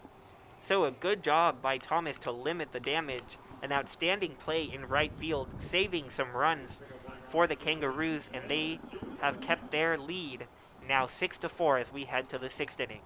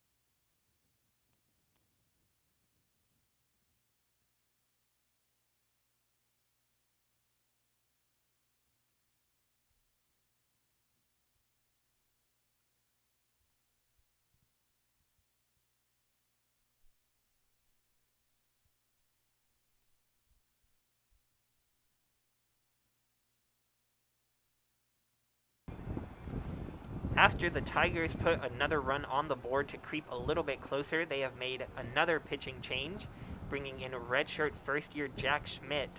Luke, what can you tell us about Jack? Well, Jack has worked in 3 games so far this year, each of them appearances coming out of the bullpen. In his last appearance, he came out against St. Thomas, pitched 6 2/3 innings, allowed 3 hits, 3 runs, only one of them earned, but he walked 3 batters in that one, walked 3 batters in an inning pitched in the game prior. So an important note for Jack in this one is going to be to keep those numbers down, as that's something that this staff has struggled with a little bit in this series so far. And Schmidt delivers his first pitch to Webster. That's in for a strike, and also a little bit of a change in today's game. We've seen seniors James Natoli, Matt Thomas, and Corey Cater, but now we have a redshirt freshman in Schmidt. And a beautiful pitch right there really gets Webster off balance. And Schmidt, not the first freshman we've seen.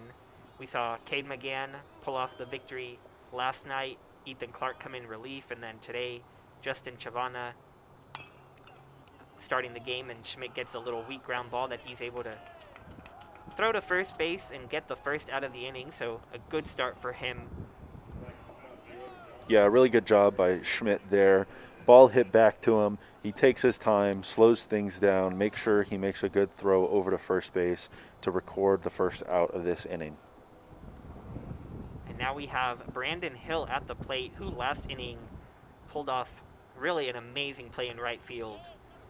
And he swings through that first pitch, but his play in right field saved who knows how many runs for Austin College, because if that gets past him, likely scores at least one more on that and also would have had no outs in the inning, but instead caught it and limited the damage to one as he stares at a breaking ball that is in there for a strike. Yeah, that's two really good breaking balls in a row. Two big benders dropped in there from Schmidt. And he goes right back to it. That one a little bit outside, but Tyler Pettit saying keep at it. That's a good pitch. Yeah, and even still, all 6 pitches this inning in and around the strike zone, and that's something that we've been wanting to see from Schmidt, and it seems like maybe it's under control today for him with the mechanics. And that breaking ball in the dirt, but gets Hill swinging, and Pettit able to get it safely over to first. Vonderhaar puts him away, and 2 quick outs for Schmidt. Yeah, and something we mentioned last night in the first game of this series was that it's really important, really crucial to have a catcher that you trust behind the plate. And what that allows you to do is it allows you to throw that breaking ball in the dirt. And that's what we saw in that last at-bat, a real wipe-out breaking ball that the hitter had no chance on, smothered by Pettit behind the plate, and he was able to throw out the runner on the drop third strike. And now Schmidt looks to get the 1-2-3 inning, but no easy task to face Zach Mahoney, who's 2 for 3 on the day. He pops that one up in foul territory, and Pettit goes back there and is able to catch it. And so he does pull off the 1-2-3 inning, really what the Tigers need to get their offense back on the field quickly. So they trail 6-4 as they come to bat in the bottom of the 6th inning.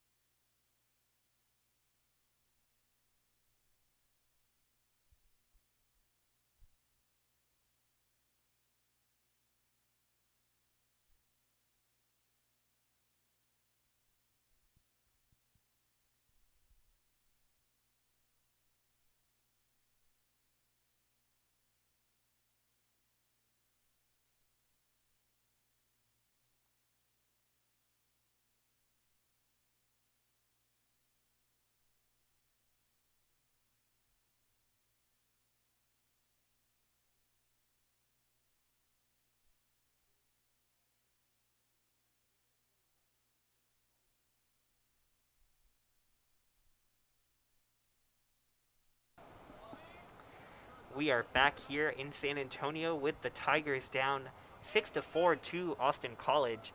Jake Thomas, the starter in this game, still on the mound, and he throws a ball to start the inning to Nathan Brolick, who came in as a pinch hitter for Christian Holloway.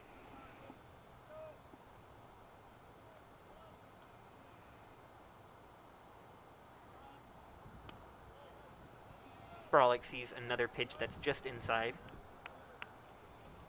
Yeah, 2 pitches that just miss, which is really tough to see if you're Thomas. You want to make sure you're continuing to get ahead on hitters right here. And that 2-0 is grounded to the right side.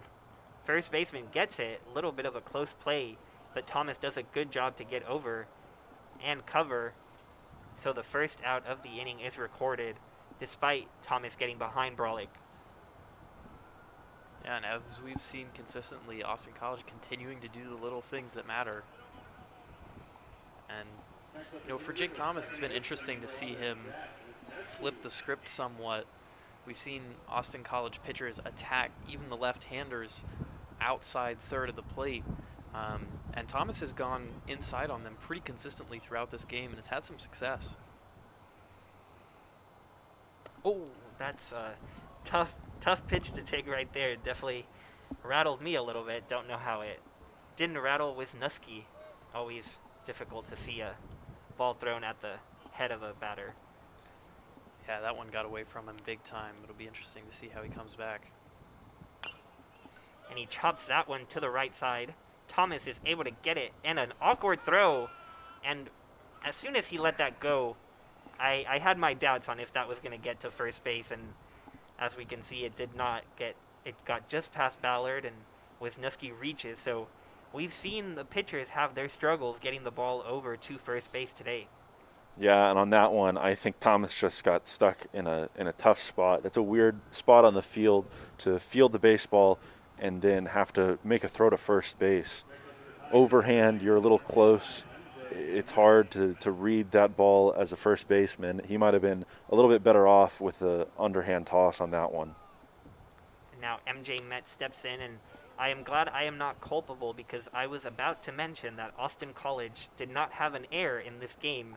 They have the second worst fielding percentage in the SCAC with 31 errors, but had played a clean game up until that point.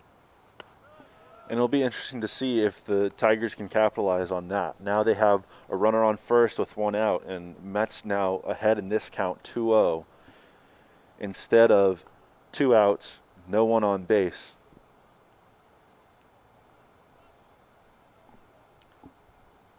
I don't know how much it follows the structure of the game, but I think if you're a Tiger, you have to feel like, as he fouls that one back, that you've finally gotten a break rather than them going against you. And regardless of how much of that is, self-forced, I think that's still the feeling. Yeah, and the Kangaroos certainly took advantage of mistakes by the Tigers. They've scored 3 unearned runs, so half of their runs coming off of errors, but the Tigers now get an opportunity as Metz checks the swing, but umpire says he went around. So Thomas has battled back in this at-bat to draw even at 2-2.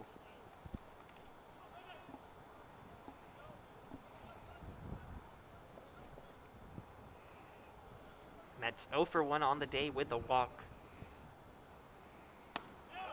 And he looks at that one, and that was right there. He knew it immediately. And that's a called third strike for Thomas, and a big second out after that error. Yeah, just a situation in which Mets must have been expecting another pitch because that was a fastball right down the middle, and it just had him frozen at the plate.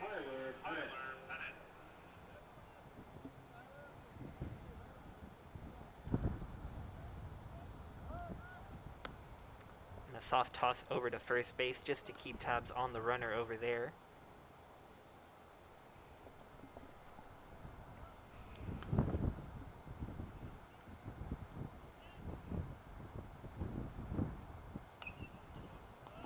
Pettit swings through that one, fouling it back.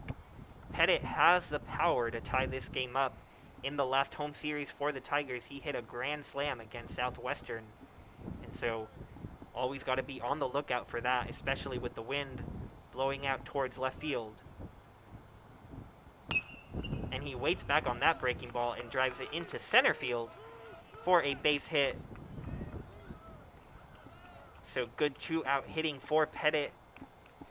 Now the Tigers have runners on first and second with 2 outs, and the lineup is now turned over to leadoff hitter Rafe Chomet. Yeah, and that's exactly what you want out of that 9 spot in the order. His first hit on the day, but his second time reaching base as he walked in his first plate appearance of this game. Now the Tigers will look to rally with 2 outs, trying to put another run on the board as they claw back into this one, down 2 in the bottom of the 6th. Yeah, and I know it's become kind of trendy to call the 9 spot this, but I think it is true. It's that second leadoff spot.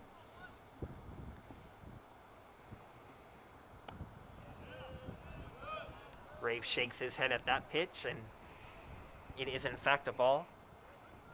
So it looks like he knows what he's looking for here. He's made some real solid contact today. One was caught by the pitcher. He lined it straight back to him, but he also has 1 base hit on the day. Looks to cash in on this opportunity. And that pitch is just inside. So a good 2-0 count for Rafe to do some damage here.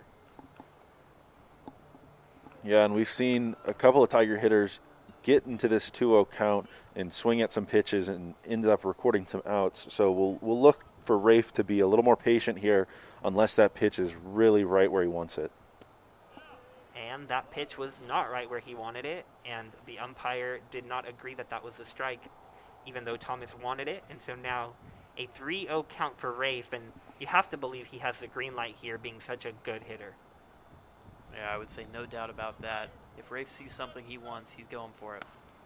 And he didn't like that one, but the umpire did like it. So that's a called third strike, called first strike, sorry.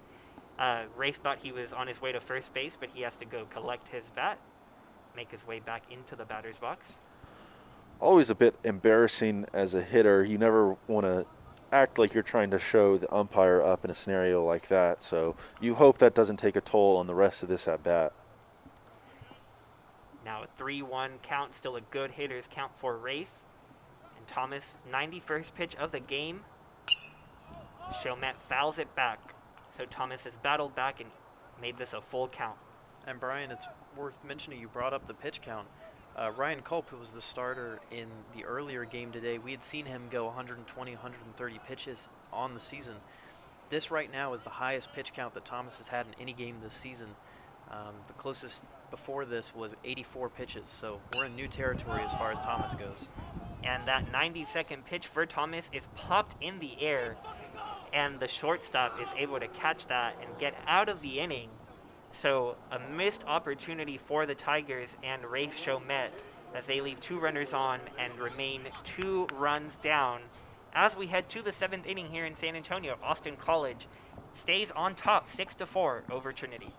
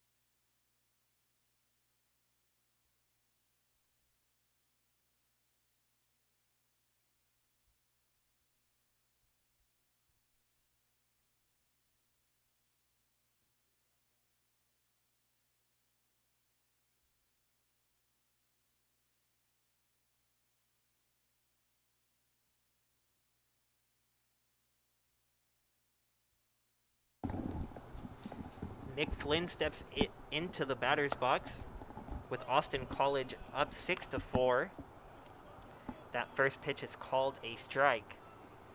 And Schmidt, after a good 1-2-3 inning in the 6th, will look to keep that going and keep the score right where it is. And Brian, I think the main question for Schmidt is command. Can he keep it in the zone? We know the stuff is nasty. Several pitches that are above average for sure. A little bit of deception with the delivery as well. So if it can stay around the strike zone and challenge hitters, usually the outcomes are going to be good. And we've seen his breaking ball really confuse the Austin College hitters. So on this 1-2 pitch, wouldn't be surprised to see that yet again. Instead, he throws a fastball up that Flynn is able to lay off of, evening the count at 2-2. Keep in mind, though, changing the eye level of the hitter with that high fastball, now you could go back to the breaking ball. And Flynn is unable to get to that breaking ball. Schmidt with another strikeout retires his 4th consecutive batter.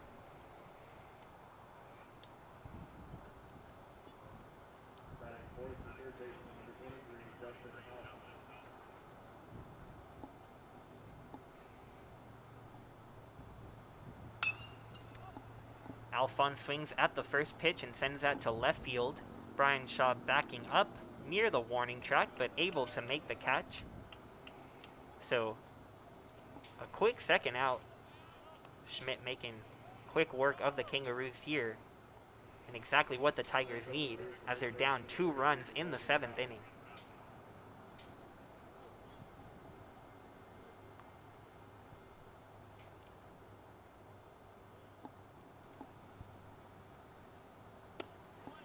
Ballard also swings at the first pitch, but swings right through it.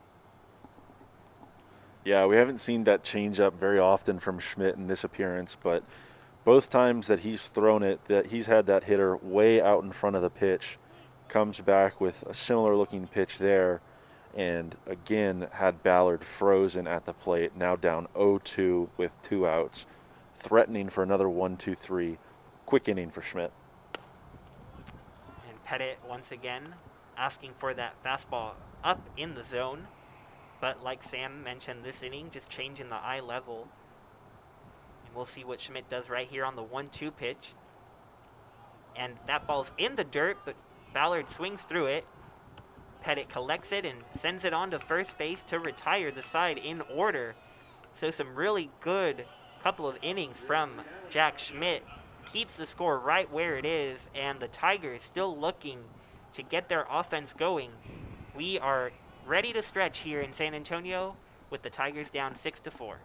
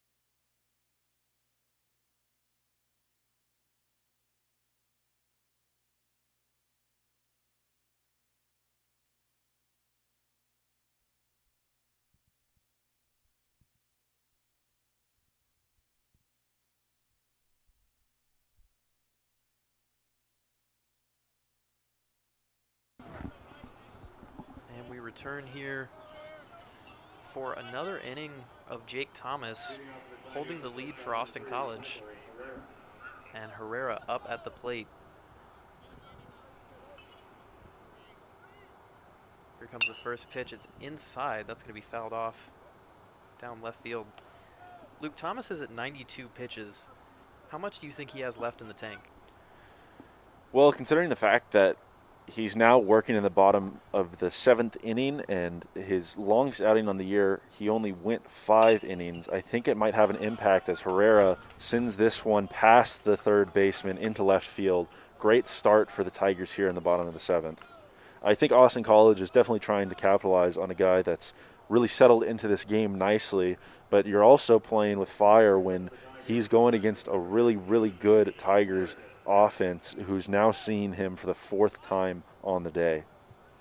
Yeah, absolutely. It is uncharted territory and perhaps a little bit of a scary moment for the Austin College staff as that goes right over the bunt. I think it's an interesting decision and definitely a risk to keep Thomas in as the Tigers face him for a 4th time. Normally, getting through an order 3 times is difficult enough, but now a 4th time for the heart of the Tigers order to see him. Yeah, typically at higher levels of baseball, up at Division One and in the major leagues, first couple times through the order, pitchers are able to keep that batting average of the opponent around that 100 to 200 mark. But third time through the order, you're usually going to see it balloon up over 300. And now Thomas working a 4th time in the order. It'll be interesting to see what the outcome is. Yeah, I certainly think so. And we talked about the pitch count getting up there, but as you're saying, this is the most batters he's faced this entire season as well. So trying to add wrinkles to your game, you don't have the experience to do that. Not this season, at least. Another one goes high for Thomas and counts at 2-2 now as we near the century mark for the pitch count. And the pitch is inside, 3-2 now.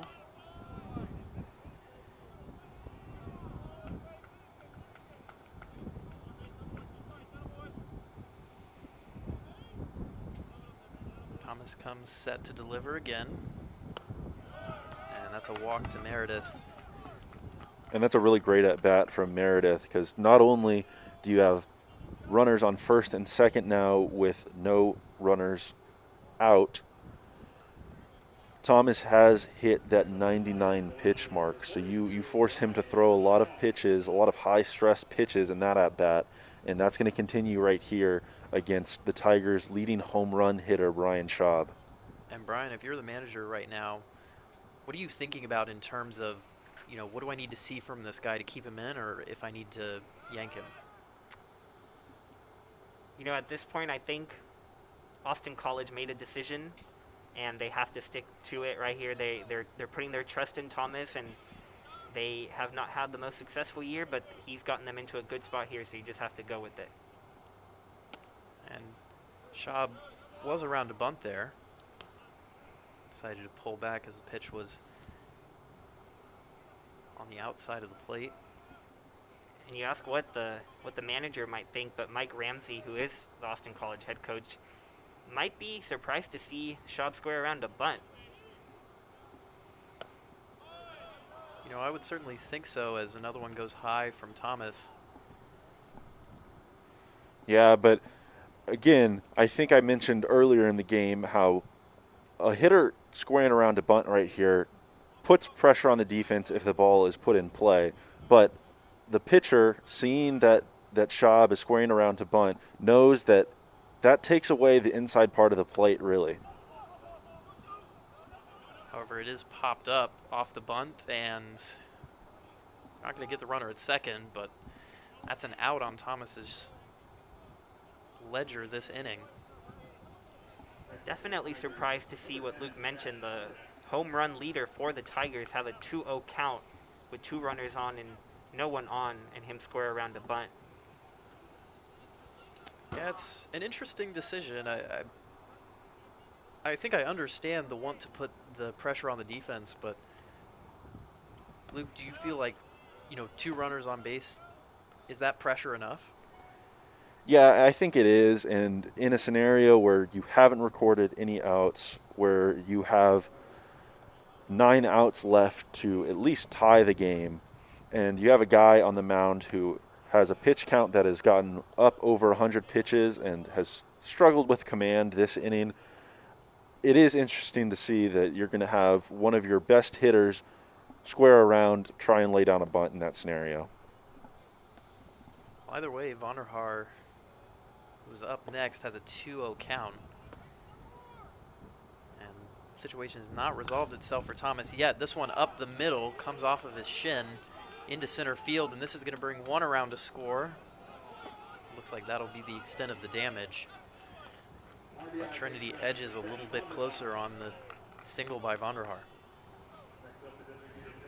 Yeah, and that was a rocket right back up the middle. Looked like it hit off the mound and just caromed into center field.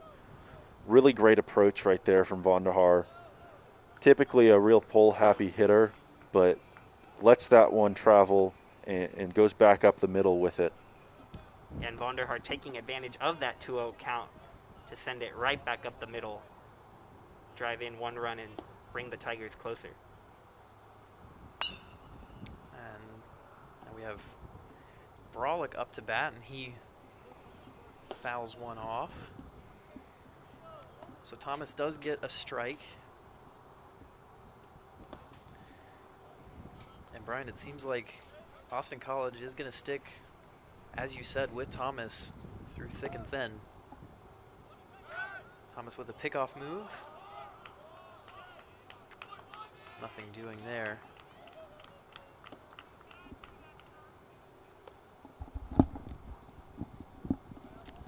And called a balk.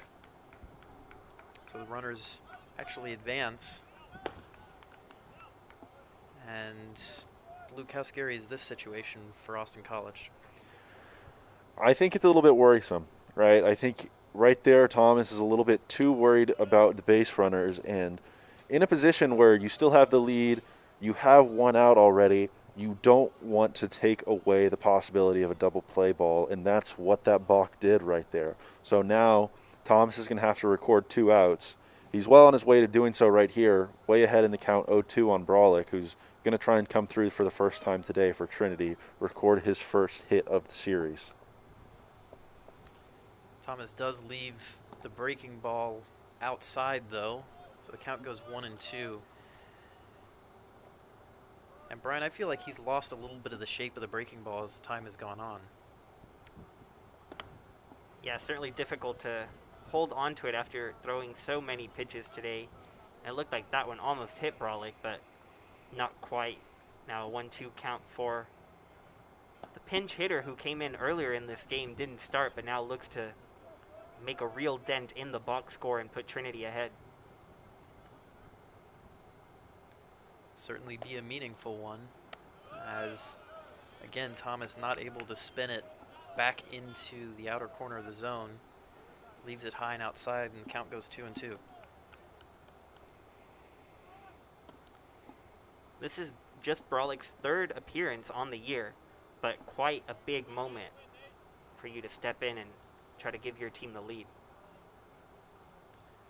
You certainly think so, and this one is hit pretty hard. And it looks like it's going to bring at least 1 around to score as it drops into the outfield. I think that was one of your favorite plays right there. That looked like it was a sac fly as both runners were able to tag up and the Tiger was able to tie the game on this play. Yeah, I think you're exactly right. Throw just wasn't ever going to get there from that deep in the outfield, and both runners advanced over as it dropped into the glove. So now we sit at 6-6. And Brolick was not able to get his first hit of the day of the series, but I'm sure he'll be happy with the fact that that sac fly was able to tie this game in the bottom of the 7th for the Tigers. You absolutely have to think so. And now a conversation on the mound with Thomas. And looks like we are going to continue on as we were. Yeah, and I think that visit was a reminder that 2 runs have come across here, but we're still tied with the number 1 team in the nation in the bottom of the 7th inning. If you can get 1 right here, the bats will come back up, give them a chance to take the lead, and maybe steal 1 on the road in some conference action. This one out to left. I think it's going to go out of play.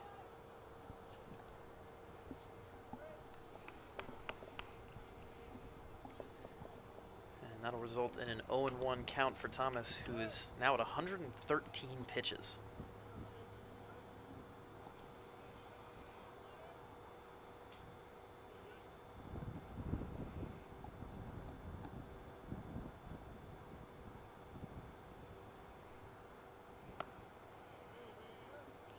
That one outside.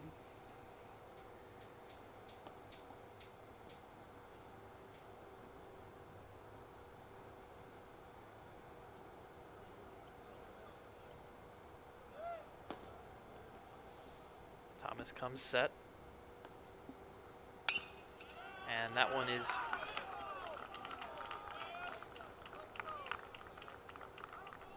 caught in left field.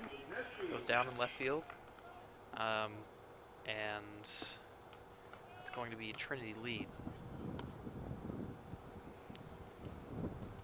Great piece of hitting from Wisniewski to send that ball the other way. And 2 out hitting as well.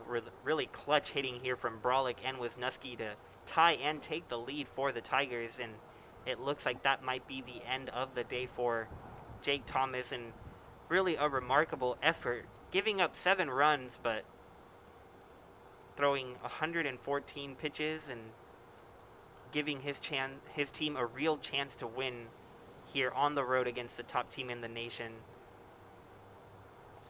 Yeah, absolutely competed to the very end. And Austin College still only 1 down.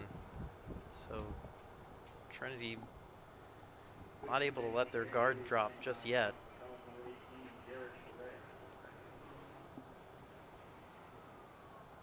And as we do get a new pitcher, we will come back as the warm-up comes to a close.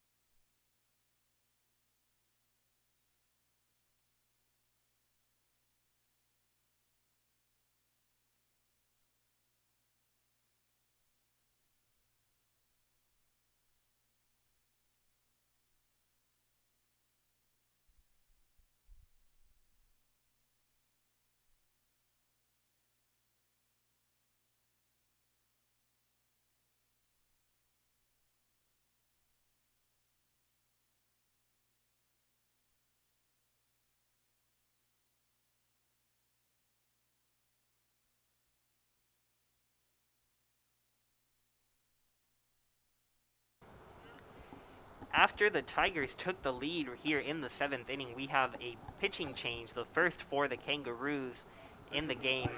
We have Garrett Gray, sophomore pitcher, in his last appearance against Texas Lutheran. Gray gave up 6 runs, 4 of which were earned over 3 innings. But he'll look to change his fortunes and keep Trinity with just a 1-run lead, as Austin College has been up most of the game, but finally conceding that lead here after Jack Wisniewski sent one into left field with 2 outs. And he stands on first base now with third baseman MJ Metz in the batter's box.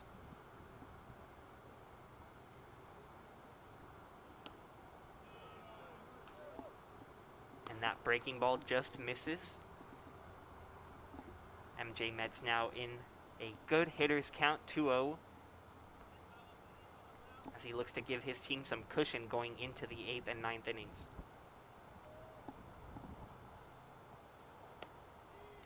Another ball outside. So a little rusty coming in from the bullpen for Gray.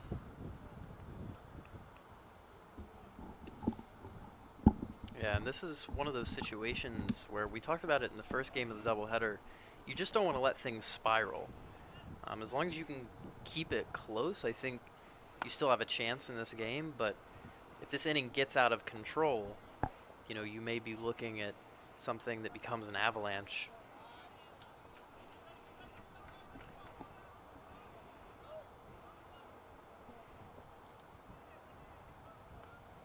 Metz with a 3-1 count, waiting Gray's delivery. And he drives that out to left field, and that's going to hit the gap and get all the way to the wall. Metz is coming into second, and Wisniewski is going to score all the way from first base. MJ Metz with the big RBI double to add to Trinity's lead. You see right here on the replay, Metz driving it in the middle of the left center field gap, getting all the way to the wall.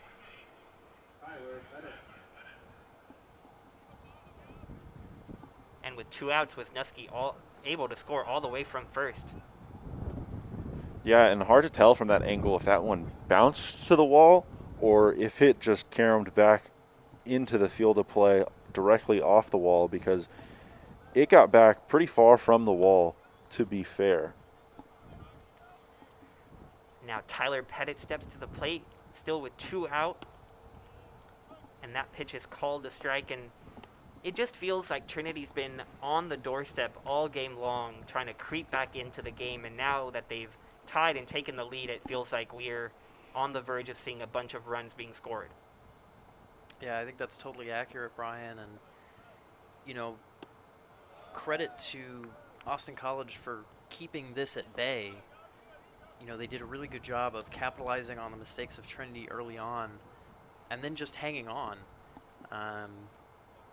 But usually when the runs come for Trinity, they come in droves, and that could be what we're seeing here, just continuing on.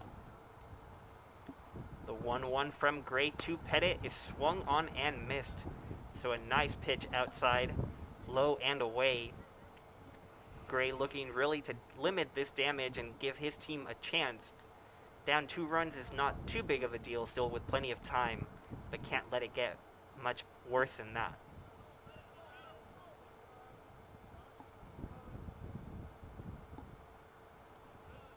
And that ball's in the dirt. That's a great job by the catcher right there to smother that one, keep that in front, make sure Metz doesn't advance to third right there. Just like we talked about with Pettit, who's at the plate, his ability behind the dish to give his pitcher the confidence to know that he can throw the breaking ball in the dirt. Gray has the same confidence that his catcher is going to be able to keep the ball in front. And yet another full count here for Pettit. Drew a walk earlier in the game, looking to turn the lineup over and give the Tigers another chance to score some more runs. The 3-2 from Gray is fouled back, so Pettit stays alive. And Gray unable to catch that toss from the catcher, but off a foul ball. No worries about the runner advancing.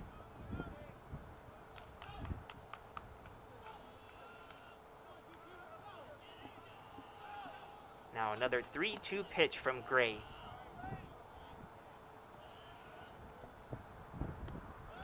And a good job laying off of that one by Pettit. Draws another walk and turns the lineup over for Rafe Chomet.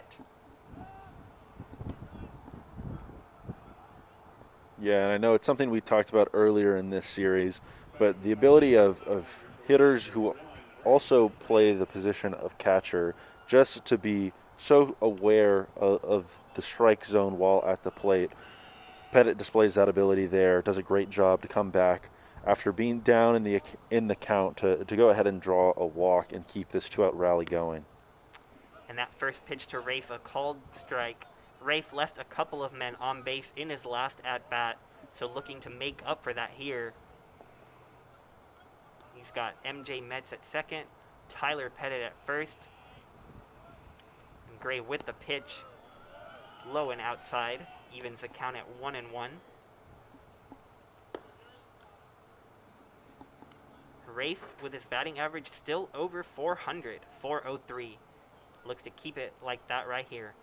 The 1-1, line back behind the plate. Real good swing.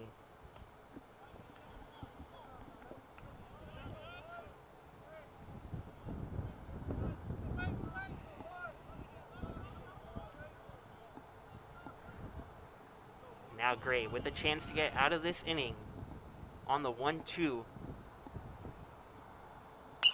And Rafe lines that to right center field. That is caught by the center fielder, DePauli. So Austin College able to limit the damage somewhat, but not before the Trinity Tigers take the lead for the first time since the second inning. The Tigers lead 8-6 over Austin College as we head to the top of the 8th inning. This is a good one here in San Antonio. Please don't go anywhere.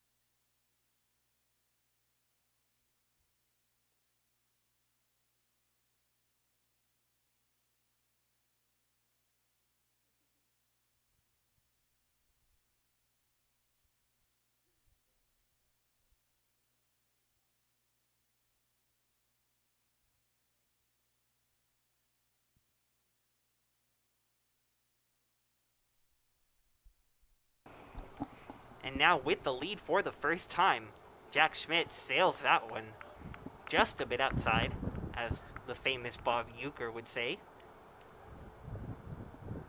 But really, beyond that pitch, we've seen some really, really good pitches thrown by Jack Schmidt. 2 scoreless innings, 3 strikeouts. What have you seen from him, Luke? I think we've seen exactly what we wanted to see from him, and that's just control of all of his pitches. His fastball has been very good. His breaking ball has been dominant, and when we've seen it, his changeup especially has been elite. It's thrown off hitters, had guys way out in front. It's been an elite swing and miss pitch for him today. Yeah, he certainly put in a good performance so far, but right here, down to the catcher, Goggins, 3-0 count. And after the Tigers got the lead, the last thing you want to do is give a leadoff walk, and avoids it for the moment. But there's just something about a leadoff walk that hurts more than any other way to get on to start an inning. So 3-1 count, big at bat for Schmidt. And he does end up walking Goggins, so now Austin College with the leadoff man on and an opportunity to strike right back, down just 2. And Brian, I have to wonder how much of that is you were in sync, you were in your rhythm, in your flow, and then all of a sudden your offense has this huge long inning and you have to sit on the bench. And I'm sure you're really happy to have the lead back, but also now you have to get back in sync and you have to get your mechanics working again. Yeah, absolutely. I think that definitely could come into play. Schmidt just had 2 really quick innings and made quick work of the Kangaroos, but now a leadoff walk. And if you're the Kangaroos, you've been down 3 runs before in this game and came right back, so got to have the confidence that you're right in this game. Yeah, and a great start to this inning for them. As you said, that leadoff walk seems like it's a really big part of the equation to getting back in games. Tigers have been able to draw some of those in innings where they worked to get back into these games.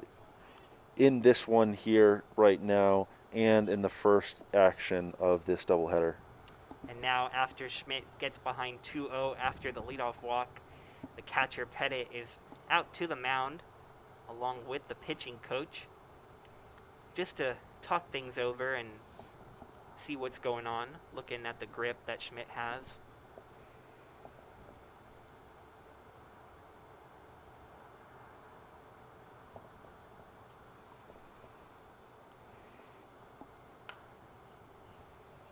So now we'll see if Schmidt takes what was said to him and applies it as he's down 2-0 in the count to Sergio DePauli.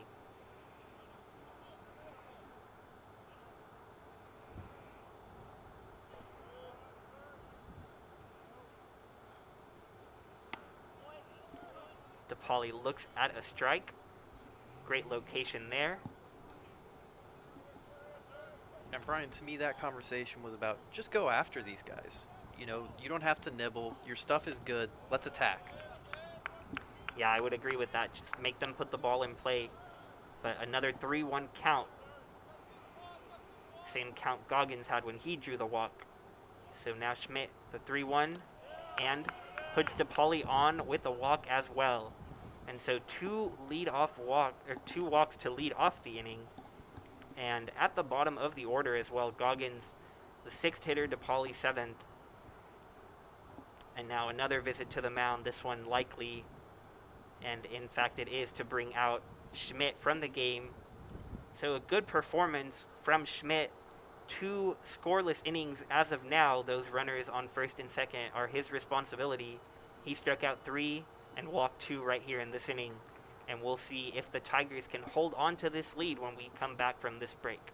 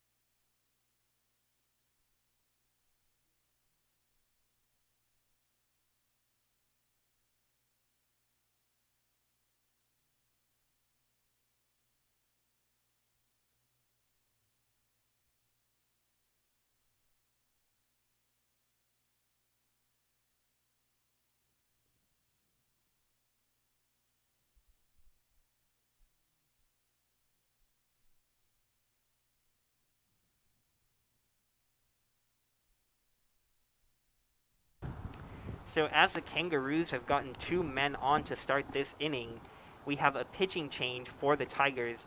We have senior Carter Frank. Sam, you've been here a while and you've gotten to see Carter pitch in the past. What are you looking for from him as he enters this tough situation? You know, I mean, Carter is a pitcher who can really turn it on. You know, you will at times get an absolutely electric inning, 2 innings, 3 innings from him. And, you know, he has his struggles like any pitcher does. You know, his last outing was not his finest, I'm sure he would admit. But I think you'll know pretty quickly when you watch these first couple of pitches, you know, what type of performance you're going to be getting. And more often than not, I think it's going to be a good one. Yeah, that last outing against the University of St. Thomas, giving up 5 runs. The game Trinity pulled out by 1 run as Brandon Vrazel squares around a bunt yet again, but that one's just outside. A 1-1 count now. Vrazel has come across to score twice already, so he's been a big part of the Kangaroos' offense today, and he looks to put them in a position to tie the game with a bunt right here. And he puts it down, but foul towards the third baseline. So now 2 strikes on Vrazel, and will be interesting to see if he continues to bunt or if he swings away.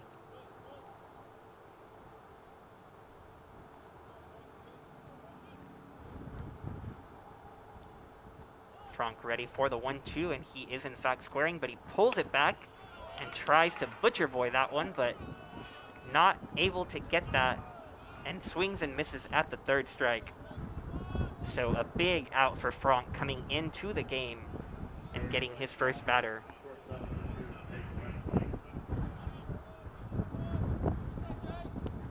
But things do not get any easier as the number 9 hitter, Jake Webster, steps into the plate for the Kangaroos. That breaking ball loops in there for a strike. Webster a little bit unsure of that one.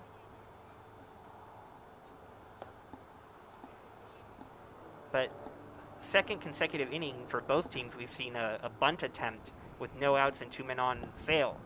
So interesting that that has happened. And Webster grounds it to third. Metz calmly steps on the bag and throws it to first base, but just late, as Vonderhaar thought he had that out, but the first base umpire calls Webster safe. So the Kangaroos are still alive.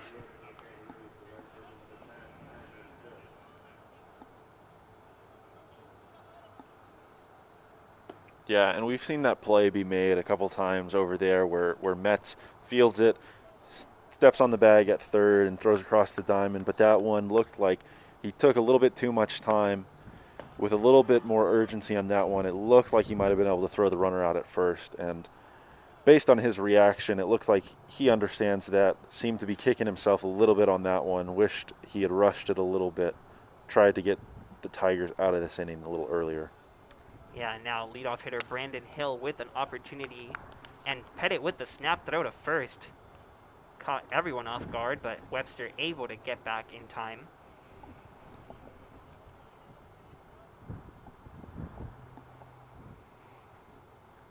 So now Hill with the 1-1 count. Looks to bring in a clutch hit with 2 outs and 2 runners on. And that one is in the dirt and gets away from Pettit. He still doesn't see it. And that could have resulted in a run. Nearly a disastrous moment for Pettit, but he was able to gather that ball and prevent a run from scoring. Yeah, it looked like that one took a real weird bounce as it shot up straight into the air. Hard to judge as a catcher where that one's going to end up. You're really relying on your pitcher to help guide you there, point out where that ball's landing. And I think Franck did a good job on that one of helping his catcher out. So now the 2-1 to Hill, and he swings through that one.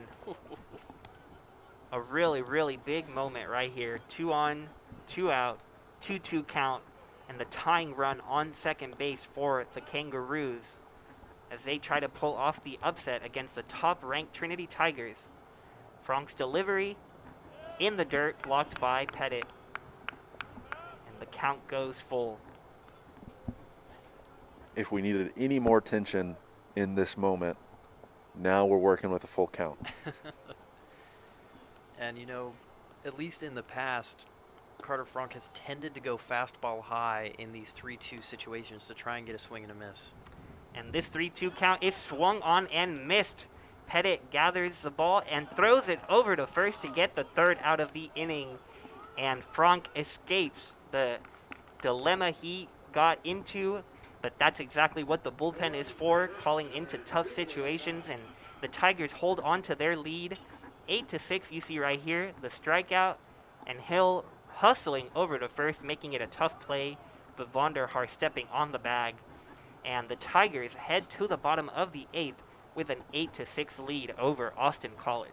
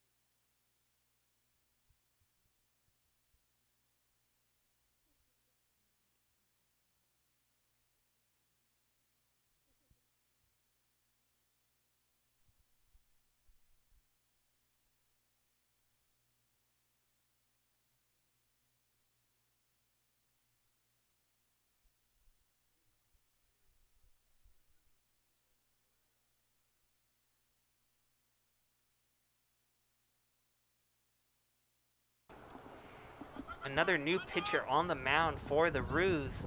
This time it's junior Jackson Cheviers. Out of Houston, Texas, he has the task of facing the 2-3-4 hitters in the Trinity lineup. And in the bottom of the 8th, the Tigers are up 8-6. And so they're looking to get a little breathing room for the top of the 9th. And Herrera fouls that one out of play towards the Roos bullpen. Yeah, you're right, Brian. I mean, Shavers really needs to calm this down a little bit for Austin College. They were right on the cusp of scoring in the last inning. This game is far from over, so you want to make sure you're keeping things calm, keeping things collected, and if at all possible, keeping the opposition from scoring, most importantly.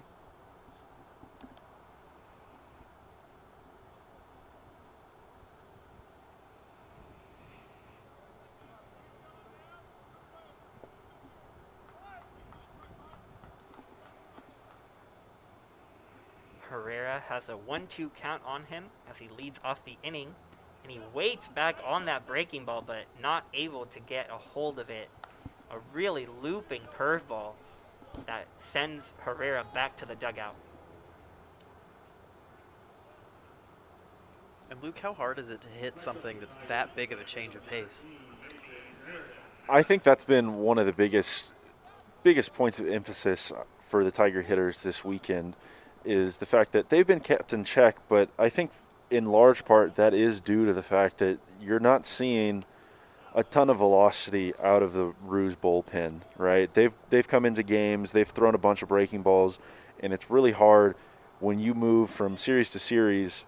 When last weekend against St. Thomas, they were likely seeing pitchers throwing right around that 90-mile-per-hour mark, and today they're seeing a lot of off-speed pitches coming in, probably mid-70s.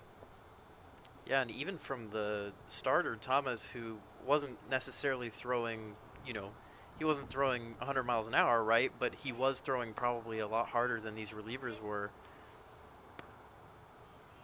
That timing is really hard to lock in on.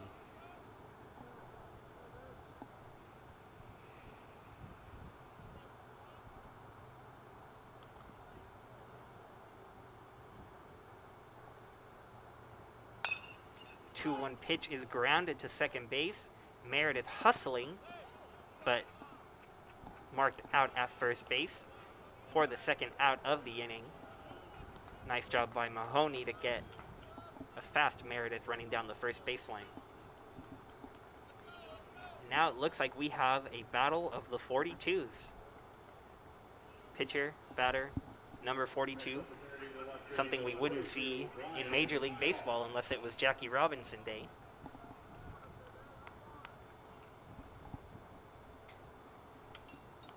And speaking of Major League Baseball, I'll give you an important update after this pitch.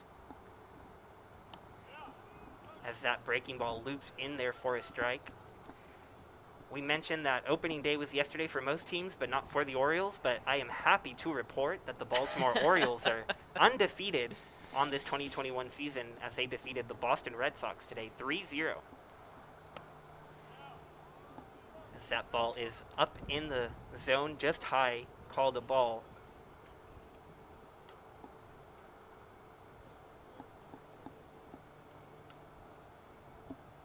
Lots of baseball going on this weekend. Really great to see the Tigers back at home and the major leagues back in action. Schaub rips that one down the line, but foul.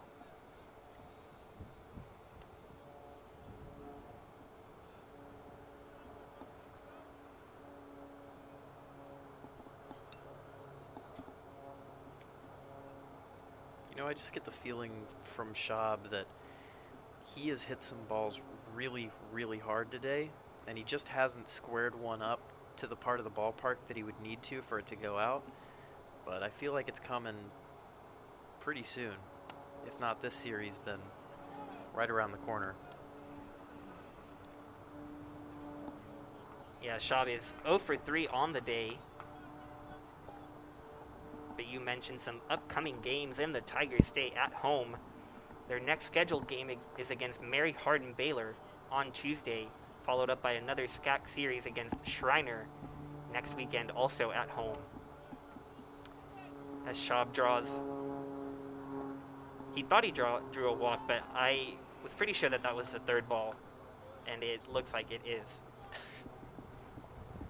And Schaub, as we've mentioned a couple of times in the series, as he's trying to explain to the umpire that he believes that was ball 4, he leads the nation in walks. He's walked 25 times, and so definitely used to going down to first. But the umpire says, come on back. It's a similar incident to something we saw yesterday involving Schaub. And what I said after that one was that with as many times as Schaub has walked this year and as aware of the strike zone as he is, you do wonder who's correct in a scenario like that between him and the umpire. But don't worry, Schaub, you've got your walk now. Just amazing the pace at which he gets on base. It is truly staggering, and you look at his current slash, hitting near 350, OBP at 600, slug at 800. Those are Andrew Vaughn numbers when he was at Cal before he got drafted. Those are up there with, Bonzian type numbers. Those are numbers that you just don't see very often. That's the elite of the elite at their level. That's the kind of numbers that they put up, and Schaub definitely is that. And now, not only a force at the plate, but a stolen base now, and with the ball going into center field, the runner gets to third, and that looks like it's a pinch runner, not Schaub. I think Schaub was taken out in the interim. That looks like it's sophomore Cam Sheets.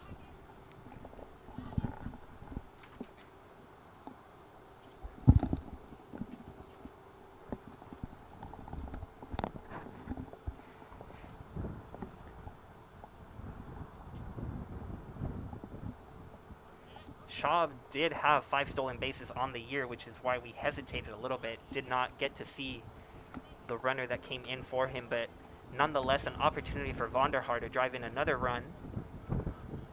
I believe it was Ezra Gore.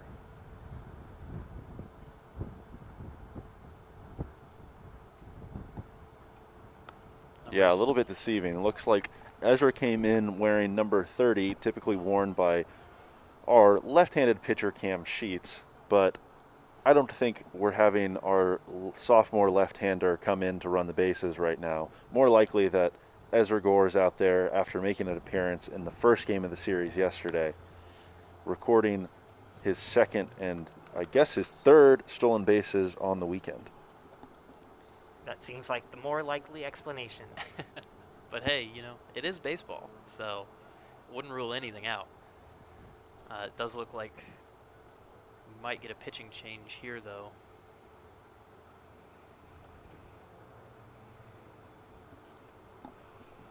Either that or just a little pep talk. Yeah, 2 consecutive walks here in the inning after getting 2 outs, and the Kangaroos are right in this game. If they keep it right here, just a 2-run deficit in the 9th, anything can happen, but gotta escape this inning with no further damage if that were to happen. So this meeting at the mound likely to say just hang in there and give your team a chance to win. Have to think so. And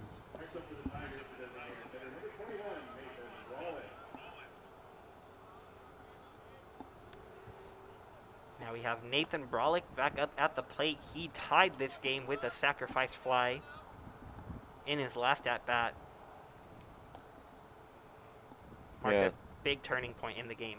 And going off what you were saying right there, with runners on first and third, it'll be interesting to see if Trinity puts them in motion, trying to get that runner in from third.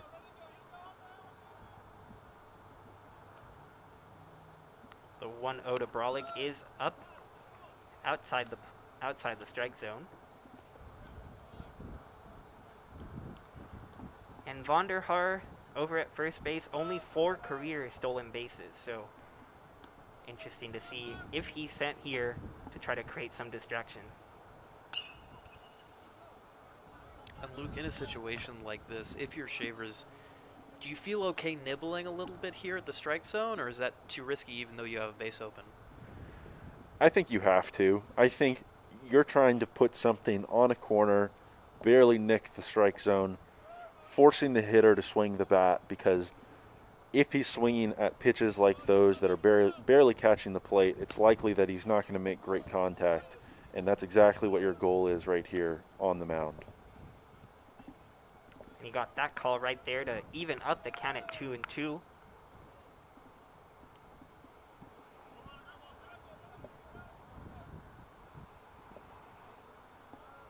So Brolick with a chance to extend the lead. Shavers trying to get out of this inning. Vonderhaar now at second. He did in fact steal the base, and now Brolick grounds it up to the shortstop. Webster gets that easily and marks a third out of the inning. So now we head to the top of the ninth. The top-ranked Trinity Tigers look to pull off the sweep of their SCAC opponent. They are up 8-6 over the Austin College Kangaroos, and we will be right back for the ninth.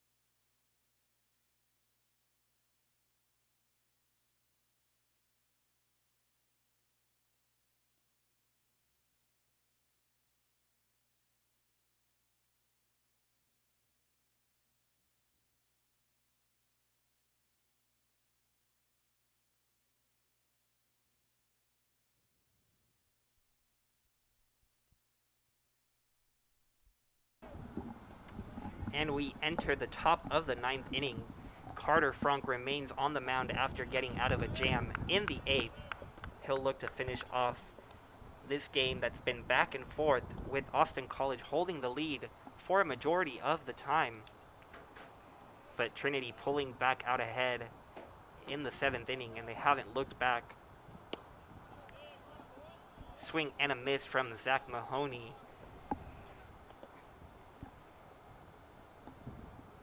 Mahoney with 2 hits on the day.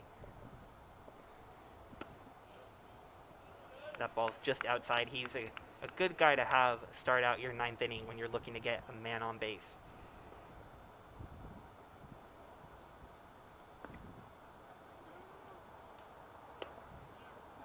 And that pitch is just on the outside corner, called a second strike.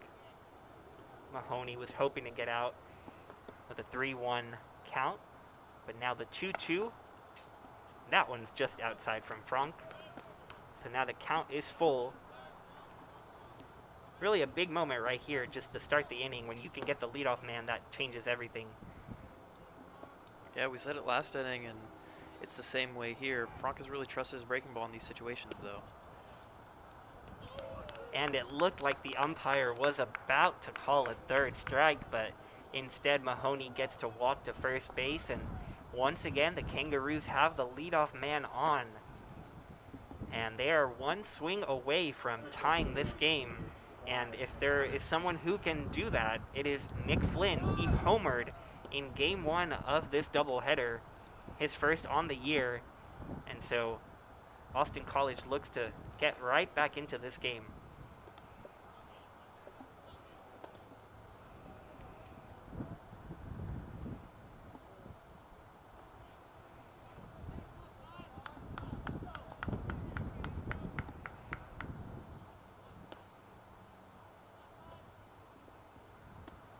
Frank's 1-0 pitch right there for a strike. Yeah, and that's a great job of using the breaking ball right there. It looked like Frank was down a little bit just underneath the zone with his fastball. So using that breaking ball right there will allow him to reestablish that release point out in front and hopefully get him back in the zone right here. Yeah, and right there nearly hit Flynn, which would not have been what he wanted at all. But instead a 2-1 count for Nick Flynn with Carter Frank on the mound. And that pitch is high. So now a 3-1 count, a good hitter's count. Flynn likely looking for a fastball to drive. He drove it just past the left field wall earlier and looking to do the same here. Frank's 3-1 pitch is right down the middle. Surprised to see Flynn lay off of that one. And now the count is full.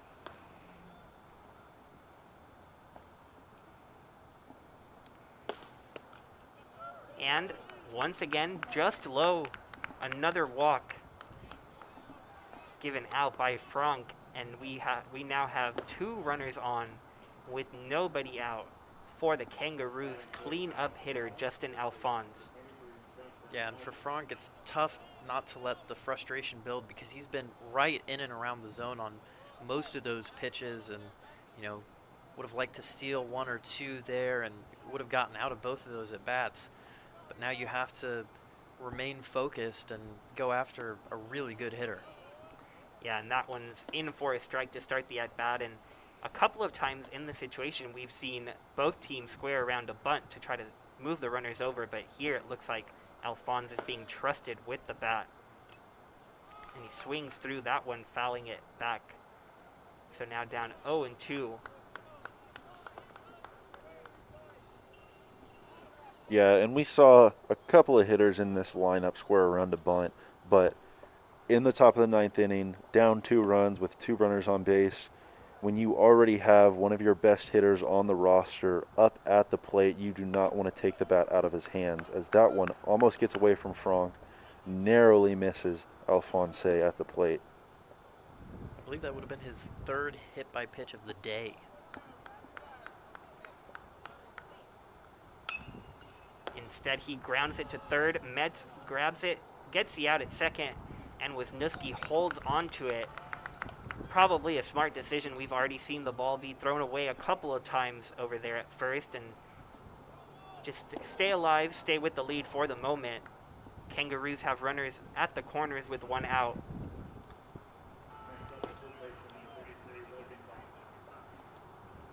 Now we have Logan Ballard from Hutto, Texas, 0 for 4 on the day, but no better moment to have your first hit than right here. So he's looking to come up big for the Kangaroos. Meanwhile, Frank looking to end it with a ground ball. And that first pitch in there for a strike.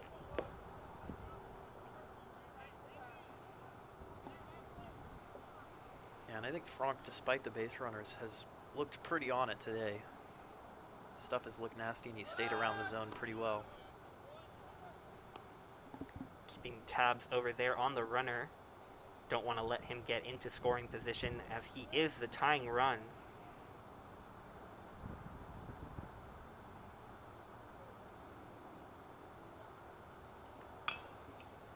Yeah, and with 1 out, that checkup on that runner over at first base has a lot to do with the fact that keeping him there keeps a double play ball in order, one that could potentially end this game if Frank can induce that right here.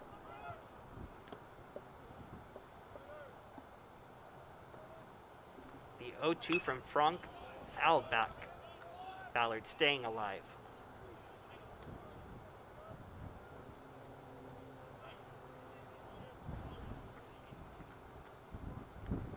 So some tense moments here in San Antonio as the top-ranked Trinity Tigers look to sweep the Austin College Kangaroos, and another throw to first. Yeah, I mean, I'll put it this way, Brian. I'm holding my breath, but I'm only a little bit confident. I think the cardboard cutouts behind home are also holding their breath. And the 0-2 from Frank, another foul ball. So Ballard really staying alive, fighting off some tough pitches with 2 strikes. And symbolizing the effort from the entire Austin College squad today after losing their first 2 games in the series by 9 and 8 runs respectively, really putting in great fight here. And the 0-2 swung on and missed. Franck gets a strikeout, and there are now 2 down in the 9th inning. Runners remain at the corners, and Cody Goggins, the catcher, comes to the plate. Goggins sent a double to deep left field earlier in the game, and he looks to do something similar as Franck gets in the first strike.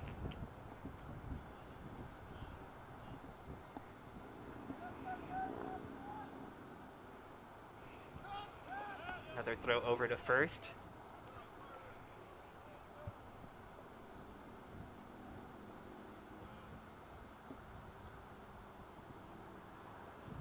Franck looks over, prepares for the 0-1, and that is skied into the outfield.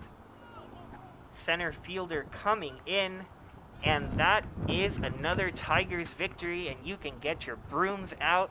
The Tigers sweep the doubleheader. They sweep the series against Austin College, and they have now won 9 consecutive games and will hope to remain the top team in the entire nation in Division III.